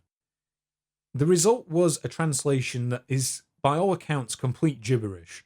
To demonstrate this, let's compare Kircher's translation of hieroglyphics to the more modern understanding of the language. So for the simple phrase, Osiris says as, which crops up quite frequently with an obelisk for obvious reasons, Kircher generated the translation, the treachery of Typhon ends at the throne of Isis. The moisture of nature is guarded by the vigilance of Anubis. So, yeah, his translations essentially just produced gibberish. In addition, Oedipus Egypticus really shows just how large his ego had become at this time. There's this fantastic frontispiece on them, showing the Sphinx being forced to admit to Kircher that he had solved her riddle. So he's not really paying any attention to these Jesuit concepts of being a humble servant of God anymore. And indeed, he would continue this trend throughout many of the books he produced over the course of his life, where often he seemed to focus more on producing these really impressive volumes full of fancy engravings and diagrams, and where he could, he tended to pepper in as many esoteric-looking languages as possible. And in fact, he would often go into such details about what the church considered to be prohibited practices as part of trying to lend an air of the occult to his works, that he found himself the victim of the Jesuit censors, because they basically turned around and said, you wrote works that condemn what we consider to be practices of black magic, but your volumes also read as a how-to. You condemn them so much you actually describe every single thing about them. Luckily for him, however, due to his powerful patrons, he was largely shielded from any of this censorship until very, very late in his career, where often censors seemed to intervene more to prevent him from being embarrassed rather than because of reasons of theological dispute. Throughout this time, he also built up what is by all accounts one of the most impressive museums in Europe within the wings he'd been assigned at the Collegio Romanum. There's a depiction of these that I showed in the Voynich Manuscript video of itself. I want to stress, however, that the depiction this shows of this cavernous hall with these gigantic 8-meter obelisks and all these different biological specimens and strange automata and sculptures all over the place, that's not likely to have been correct given what we know of the physical scale of the building. He was also really good at using this museum as something as a propaganda, so he would prominently display his own books here for the benefit of any visitors or scholars within the Collegium. In addition to these pursuits, he was also one of the first men to actually try and study disease using a microscope. And some of the ideas he crafted, whilst they're very much speculation, considering the resources he had available to him at the time, they're quite close to the modern germ theory of disease. After viewing the blood of plague sufferers during an outbreak of plague in Rome in 1656, he came up with the theory that the plague was being spread by infectious agents within their blood. Now, how he came up with this is quite disputable from a scientific standpoint. So what he would do is he would view them under these microscopes that didn't have the resolution to see the bacteria that we now know to spread the plague. Instead, what he would have seen if he turned the microscope on any organic material was what looked like a mass of wriggling worms, and that's what he described in his work on the subject. This really tied in as well with his ideas about spontaneous germination. So this was the theory I mentioned earlier, that vermin and insects were actually spontaneously generated from rotting biological matter. Kircher would remain wedded to this theory for the rest of his life, and it was only strengthened by his own first-hand observations. So he termed the little creatures he saw as animalcules, and the theory he had was what's termed one of universal sperm. This idea that organic objects that were subject to rot had some sort of intrinsic property or seeding that allowed other organisms to arise spontaneously from them. In this case, these theories were largely discredited by the time of his death, and he would actually somewhat damage his reputation by trying to refute critics of this theory, to the point where I mentioned before, members of the Jesuit order had to step in to prevent him from publishing quite embarrassing defences of his theories. There's one last area of study I want to mention from Athanasius Kircher, and that is something I alluded to before when I was talking about his time he spent on Malta. So you remember before I mentioned he spent some time studying geology and volcanology. He actually generated this vast theory on the basis of this about what he termed the inner workings of the Earth. So according to the theories of Kircher, the inside of the Earth was filled with vast amounts of channels and chambers of both fire and water. These were required in order to replenish the oceans, and in the case of the fire, to prevent it from freezing over. This system was maintained by the water of the world's oceans running into a vast maelstrom which he claimed was off the coast of Norway. A fun aside, there is actually a maelstrom system there, though not the one he described. From this system, water would run through the various channels and chambers of the Earth, where it would be renourished and cooled down somehow, and then it would be expelled again from another outlet that was supposedly located near the southern pole. He also attracted some controversy within this book, so obviously if it's on geology and volcanology and the inner workings of the Earth, he would have to encounter chemistry in some fashion. At the time, chemistry was highly tied to the practice of alchemy, which Kircher seems to have been partially against.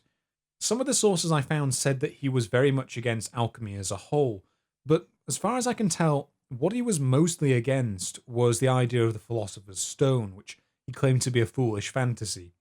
But he did take some alchemical concepts where base metals could be transmuted into more valuable materials, as established fact. Somehow, in addition to all these scientific pursuits, he also managed to produce a volume on China. So at the time, China was very poorly understood in Europe by most people, and Kircher took it upon himself to write one of the very first encyclopedias of China. The problem with this encyclopedia, however, was he spent a lot of it trying to establish a supposed link between the ancient Egyptians and the birth of Chinese culture. His main two arguments in favour of this were the fact that their writing systems looked a bit similar, basically, and supposedly that China also had a caste system, which he took as proof that they had been founded by the ancient Egyptians. However, we have to give credit where credit was due. This work was highly influential throughout Europe, and an interesting footnote is its popularity in England may very well have contributed to the British obsession when it came to tea, of all things. One thing to note on Kircher is he does seem to have changed some of his ideas in later life. He pretty much held the line when it came to this idea of universal sperm that he had, but he seems to have come closer to the idea of heliocentrism over the course of his career. Interestingly, by the time he decided to write a volume debunking some ideas of Aristotle, the Pope at the time, who was the aforementioned Alexander VII, who he'd met at Malta, had actually banned any direct discussion of these concepts. So Kircher quite ingeniously wrote one of the earlier works of science fiction. What he did is he framed a narrative of an angel taking a scholar who was very much a stand-in for himself on a tour around the universe.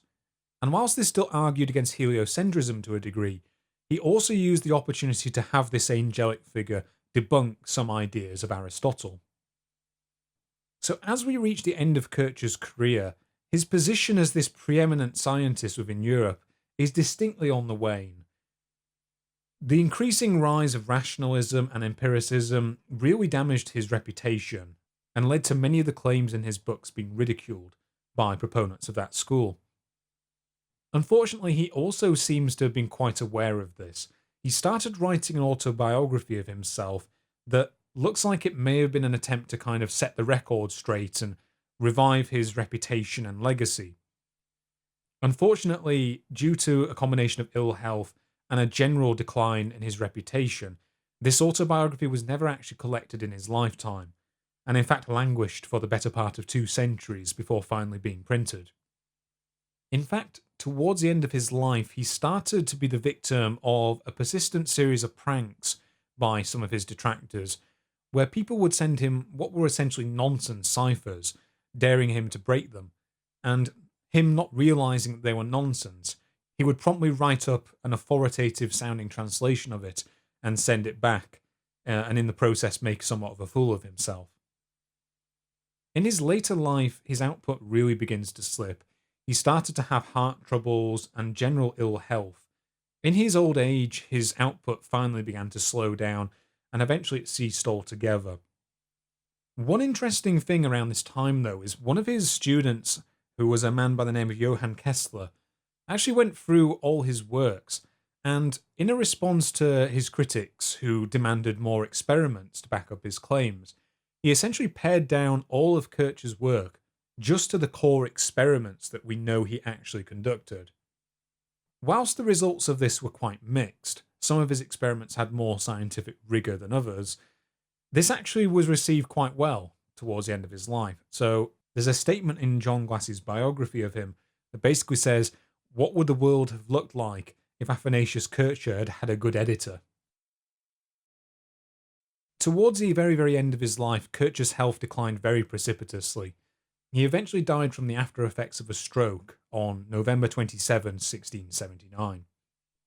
Even in death, much of his accomplishments would be eclipsed, as the very next day, the celebrated sculptor and artist Bernini died, and as a result, the elaborate attention that was paid to his funeral rites completely overshadowed the burial of Kircher. Unfortunately, the overwhelming majority of claims and findings he produced over the course of his life have now been roundly debunked. And in fact, much of the appreciation for him now comes not from the quality of the scientific work he produced, but from the artistic value of the engravings and the diagrams that he produced for his volumes. Kircher did provide a very useful service to the more empirically minded scientists of his day, in that he provided a vast amount of material for people to test against and confirm.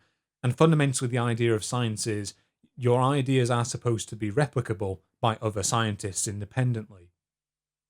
In addition, he also inspired a generation of scientists, many of whom seem to have gotten a free pass when it came to their more eccentric ideas. A good example is that some of his ideas seem to have inspired people like Robert Hooke and Isaac Newton. And many people now know that Isaac Newton was a major practitioner of alchemy. So he himself had faults when it came to scientific reasoning. Okay, I think I've gone on far, far too long when it comes to Athanasius Kircher. For all his faults as a scholar, he was certainly an interesting individual, and the idea of a world without Athanasius Kircher to me is quite a sad one, because he had such an interesting and varied career. So with Kircher's death, this largely wraps up anything I have to say about the Renaissance owners of the Voynich Manuscript. The last loose end that I want to tie up before moving to the modern owners, however, is the 30 Years' War itself. I mentioned it in the main Voynich Manuscript documentary. I've mentioned it a great number of times here. However, I decided as part of this video I didn't want to go into a comprehensive discussion of the 30 Years' War. That's because I'm planning at some point in the future to actually make a full edited video on the subject.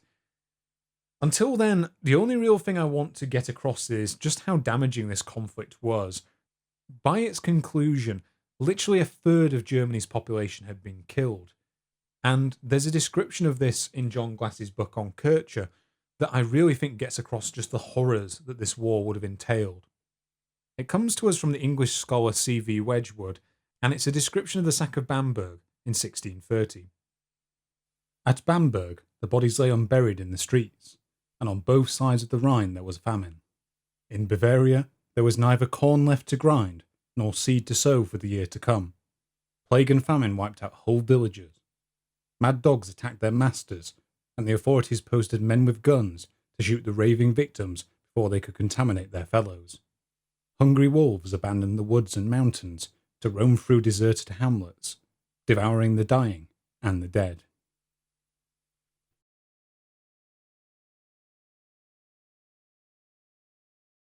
Ironically enough, when it comes to Voynich himself, I don't really have that much more to mention. This is due to a couple of factors. The first of these is that there isn't really a compiled biography of Wilfrid Voynich at the moment. which means we really have to rely on statements that he made or on the few records that are available. So there are a few factors about his early life that we can say with relative certainty. So I mentioned that after leaving university, he was picked up by the Tsarist police. So what I didn't mention was that Voynich wasn't just arrested for his efforts within the revolutionary group Proletariat. He was actually arrested for attempting to free two fellow members of the group from Warsaw Citadel. Unfortunately for him and the other members of Proletariat, however, there was actually an informant within the group at the time who was able to tip off the Tsarist police force. The result of this was that he and several of his conspirators were apprehended in the attempt.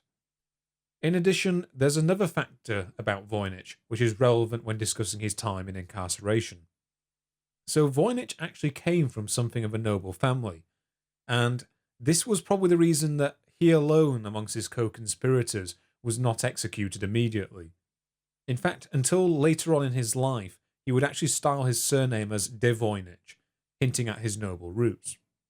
Now in the video itself, I simplified the period of Voynich's incarceration, but what I didn't mention was he actually had two separate periods of incarceration, and this was because he managed to escape from the first one. After the second arrest, however, whatever noble credentials he had didn't protect him any further, and he was exiled to Siberia as I detailed. The second problem we encounter when discussing Voynich's early life is actually Voynich himself. So as I tried to get across in the video, he was really quite a ruthless self-promoter, and he would often present facts about his early life to try and give himself something of a mystique. As a result, some of the claims he made about the period after he managed to escape from Siberia are very dubious. So to remind you, he managed to escape from Siberia after what he termed his period of revolutionary schooling, and he claims to have first fled to Mongolia and then as far as Shanghai in China, before eventually making it to London. The problem with these claims is that the travel time in the late 19th century largely preclude this from being possible. So he was on the run for 115 days before he reached London. By comparison, the amount of time it would take for him to take a boat from Shanghai to London at the time would actually have been longer than this period. So it's very doubtful that he was successfully able to travel to Mongolia, then to Shanghai, and then to take a voyage on to London. Instead, the amount of time that he was on the run for almost perfectly matches the amount of time it would take someone to head west through Russia and arrive in Germany. So I just accused Voynich of being something of a self-promoter, but when you look at his record as an antiquarian and as a bookseller, he had something of a deserved ego. To give you an impression of just how successful he was as a bookseller, I'm going to tell you for a start that he sold 3,800 books. Now this figure isn't his lifetime figure, this isn't even the amount he sold when he was in America or that he sold during his time in Europe. This is simply the number of manuscripts that he successfully sold to the British Library. In fact, he is so successful in this regard that he's one of only two people to have their own shelf designation within the library itself. However, this success didn't come without a few problems. In 1905, when he was still relatively new to the antiquarian trade, he managed to sell an illuminated manuscript to the British Library. This was later determined to be a forgery. In fact, for a time it was thought to be a forgery done by an individual known as the Spanish forger, who was a highly prolific forger of medieval manuscripts who was active during the late 19th and the early 20th century. Modern reappraisal, though, has largely discounted this. They think it was simply the work of an unknown forger. In order to actually sell this many books, however, Voynich had to be something of a ruthless salesman, and there are great stories about him. One story that is frequently repeated about him is that on his many buying trips to the continent, he would frequently arrive at abbeys or monasteries and be shown by the monks their collections of illuminated manuscript or medieval texts, and he would react by saying, "What a lot of old rubbish you have here. Let me give you new proper books for your library." So in return for the expensive manuscripts, he would give them relatively cheap trade books that he had, at great profit to himself. One other thing I would like to mention is his marriage to Ethel Voynich actually came about because of his term in Siberia, as unlikely as that might sound. So whilst he was there, he met a family known as the Karolov family, and these people had actually managed to meet Ethel on a trip.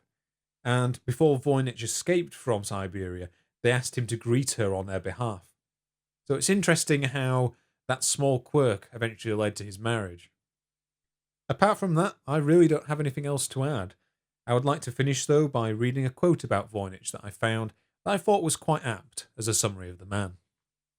Voynich had exuberant fantasy and took its results for reality, in which he solemnly believed.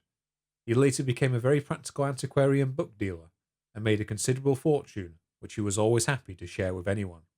And so in that man lived agreement, incredible fantasy, truly American pragmatism, and good heart. When it comes to the three other owners of the Voynich manuscript, two of them I have very little to say about. The first of these is Anne Nill, who acted as Voynich's secretary during the later parts of his career, and who would go on to help Ethel in managing his business after his death. The problem I had in researching the video was there simply is very, very little information about her. By all accounts, she seems to have just been a simple book clerk, and any fame that she's garnered largely comes purely from her association with Voynich and his wife. The other owner is slightly different. I mentioned before that a man by the name of Hans P. Krauss was able to purchase the manuscript from Anne after Ethel's death. What I didn't mention about him, because I will admit I didn't do that much research about him, was that he was probably the most successful book dealer of all time. Now, I will admit this information probably isn't that interesting to anyone outside of the antiquarian trade. Perhaps the most interesting fact about him, though, was that prior to him conducting business in America and elsewhere in Europe, he had actually started his book business in Vienna in 1932, but after the German annexation of Austria in 1938, he was arrested for being Jewish and unfortunately was sent to Dachau concentration camp. He would remain there for several more months before he was sent on to Buchenwald again for a period of several months. Luckily for him, however, he would eventually be released under the proviso that he'd leave Austria within 2 months. And after that, I haven't got much more to say. He became an incredibly successful businessman.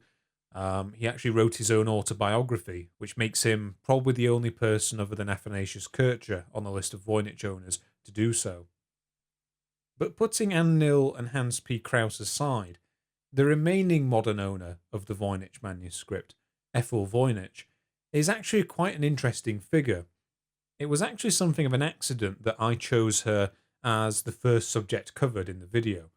This was more due to the fact that she was the only modern owner who had existing video footage of her available, which even then was quite expensive to come by. It turns out British Path like to license their footage at a hefty fee.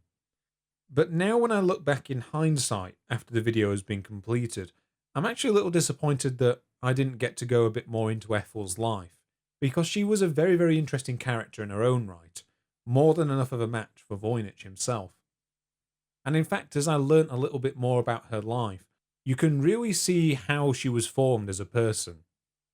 So what I didn't really know about her was that her father was actually the mathematician George Boole, who invented Boolean mathematics and is a significant figure in his own right. However, George would actually die whilst Ethel was still a baby, and this really threw off what could have been a very conventional trajectory for the rest of her life. Her father's death largely left the family destitute. Eventually his wife relied on a small government pension in order to raise his daughters, before she eventually found an appointment as a librarian at Queen's College in London. What further complicated Ethel's life is that she grew up initially to be something of an unhealthy child, which is interesting considering how old she eventually lived to be. Now, her mother largely attributed this to the poor quality of the London air, and in order to combat this, she had her sent to Lancashire to live with her brother. This was not a pleasant experience for Ethel, however, because by all accounts, her brother was quite abusive towards her. So, the main account I could find from her, which comes to us by lieu of Wikipedia, is that he would actually force her to practice the piano for hours, in quite a cruel and abusive fashion. Luckily for Ethel, however, she was able to return to London at age 10 and escape from her brother's abusive behaviour.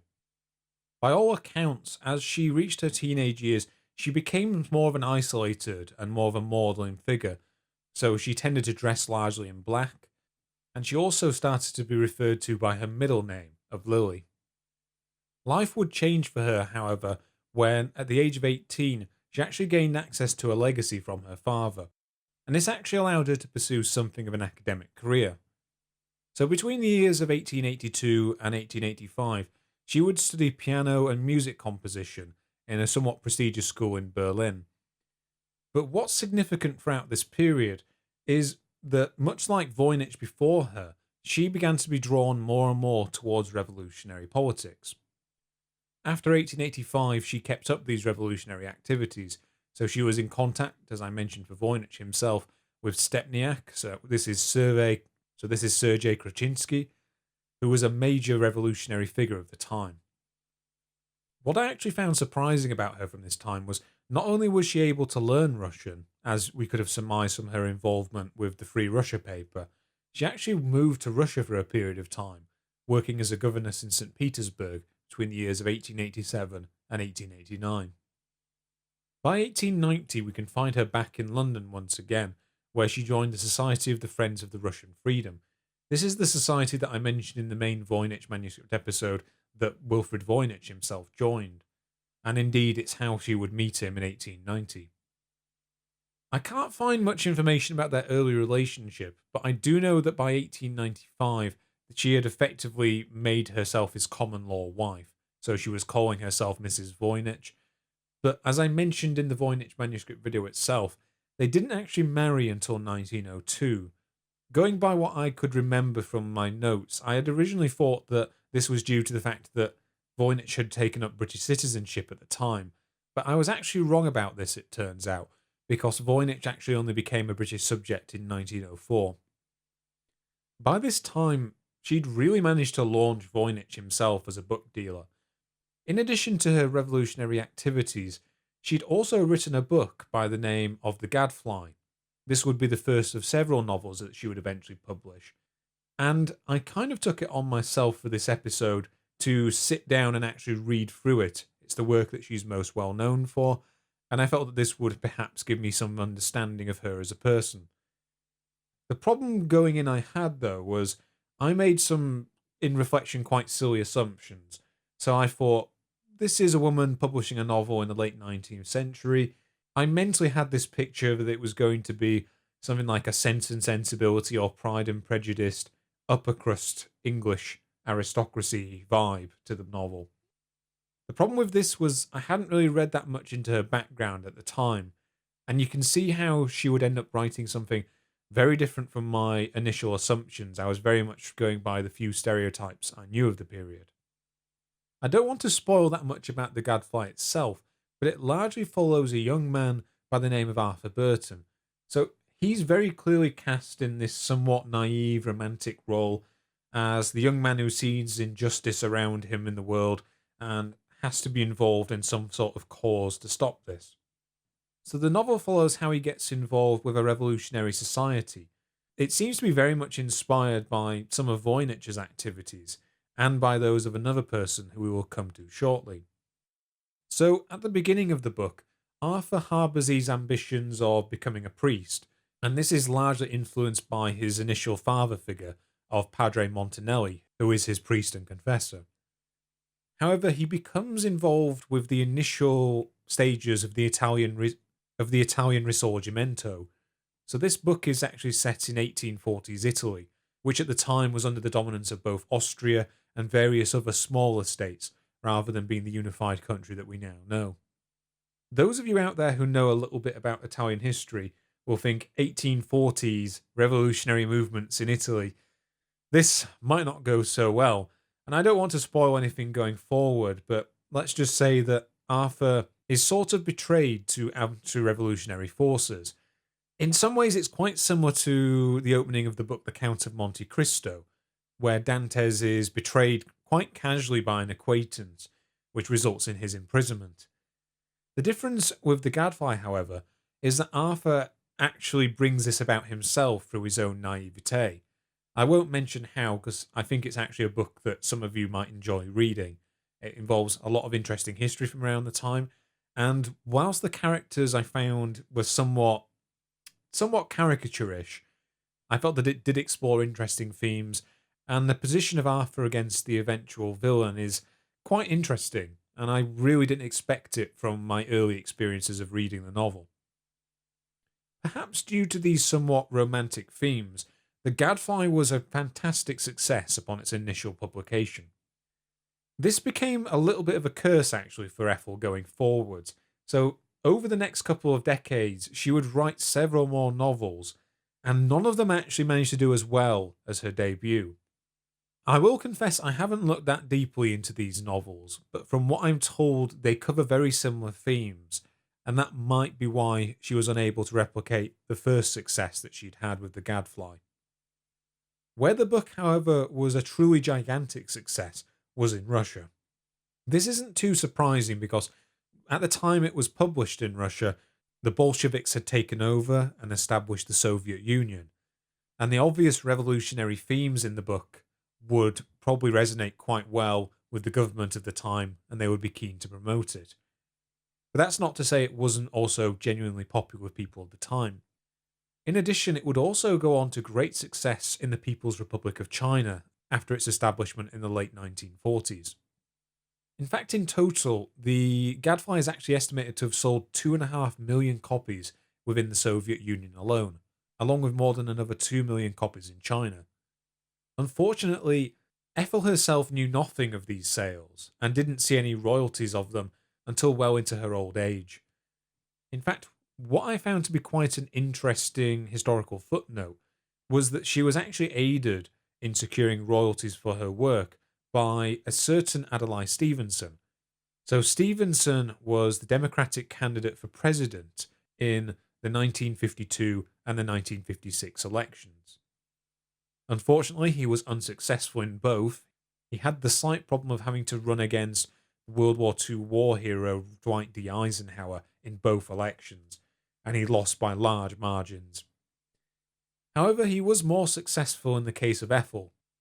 So in the end, he was able to secure her some payment for the royalties, although unfortunately she only received $15,000, which, considering the 4.5 million copies sold between the two countries, to me seems a little unfair, to be honest. In addition to her relationship with Voynich, Ethel is also claimed by some sources to have had an affair sometime in the late 19th century. The man with which she had this liaison was actually a Russian-born operative who at the time was working for what's termed the Imagery Intelligence Network of Special Branch. He was a man by the name of Sidney Riley. Sidney Riley, many of his experiences in life, shall we say, have a very close parallel with the events within the Gadfly, and it's conjectured that the central character is actually based off Riley. Interestingly, the affair itself also seems to have taken place in Florence, in Italy, which probably gave her even more inspiration for the novel. So I didn't do that much research into him, but the brief summary I was able to find is that he was an incredibly accomplished spy, so he was alleged to have acted as a spy and even a double agent for at least 4 of the great powers of his time.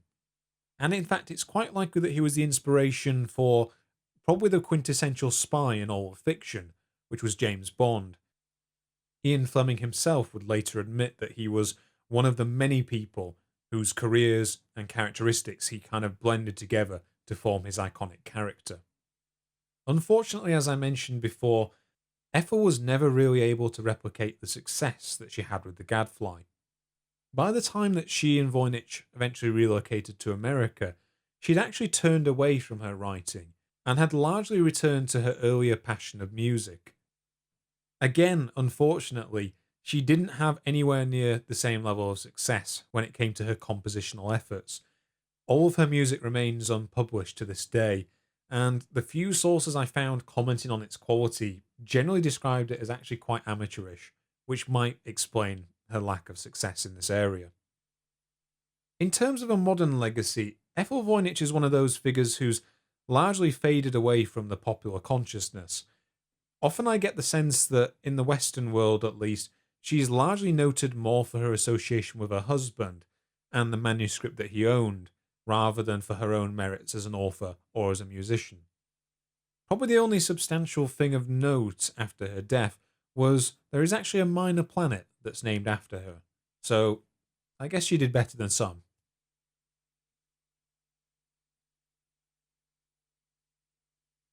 So that's really it when it comes to the modern owners of the manuscript. The only thing I really have left to comment on at this point is the actual production process of this video itself. Believe it or not, when I started out making this video, much as was the case with the Bronze Age collapse video, my initial thoughts were, ooh, it's something of a mystery, therefore I won't have that much to say about it. There's probably not a lot of information that's relevant, and this will probably be a nice quick episode that I can put out in between episodes of A History of Britain. From both the running time of the main video and from this video itself now, you can tell that this was definitely not the case, and I probably should have known a bit better given the wide range of theories around the manuscript itself.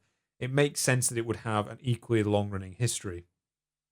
The production of the episode itself, despite the length, wasn't a huge problem for me. I actually remember this period in late July where I was thinking, wow, I'm going to get this out way ahead of my normal rate of videos.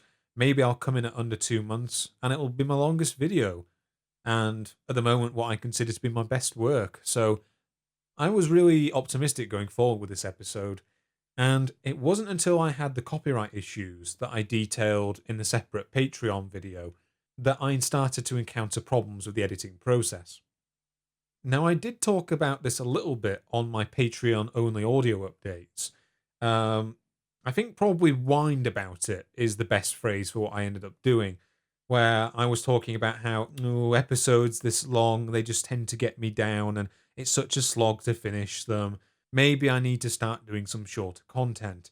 And on reflection, I think that those sentiments were quite self-indulgent. And the real problem wasn't that the video was too long or too much of an editing job for me. I think the big problem was having to divert back to fixing the copyright problems with episodes 2 and 3 of A History of Britain, and then having to come back again to this video. Just the break in between and losing the momentum that I'd built up so far. It just took me a little while to get over that. When I was actually editing that video, because it was designed with a slower pace and I wasn't making as many frantic edits, partly because I also think I've improved a little bit as an editor, I was getting through, 8 to 10 minutes a day in terms of editing, which is quite fantastic. Some of the earlier episodes of A History of Britain, I'd get through maybe 3 to 5 minutes a day. So you can see how at one point I felt like I'd have a rough draft done within a week. I think I've learnt from this experience, though, that losing momentum can really be a problem, and hopefully I won't have any major disruptions like I had with the copyright issues that I mentioned. So unsurprisingly, I really consider this to be my epitaph to my involvement with the Voynich manuscript in any fashion. I think that having produced what is probably going to end up being over 3 hours of content now on the subject really is enough for anyone to make, and probably more than anyone will want to listen to. So I don't ever see myself coming back to this topic. There is one notable exception to that rule, however, and that is if someone is demonstrated to have solved the manuscript, I think I'm going to have to come back and talk about that at least a little bit. So here's hoping that doesn't happen. Okay, thank you all for listening, guys. I really appreciate just how much support you've given the channel so far. As I've said in other places, I really didn't expect to get more than a few hundred views on some of these videos, so I'm just continually blown away at the continuing interest that they've been getting. Before I go, I'd like to mention to you guys that I am currently running a small Patreon to help support some of the costs incurred in creating these videos. So for the Voynich manuscript video itself, I actually had to pay about £350 in order to license the footage from British Buffet. Luckily, the performance of this video has allowed me to recoup this and quite a bit more, but it always helps me if I can start with a few more resources that I can throw in towards the video itself. and not have to gamble that each video is going to be as successful as the prior ones that I've put out. If this sounds like something you'd like to support, please check out the link for the Patreon in the description of the video below. Anything you throw my way is going back 100% into the videos, and I've actually been providing a regular monthly update on how I've been spending the funds that people have been so kind to donate so far. Apart from that, if you want to hear more of my stupid ramblings, you can follow me on Twitter. The link is also in the description down below. Okay, thank you all for watching, guys. Hopefully I'll be back soon with the next episode of A History of Britain.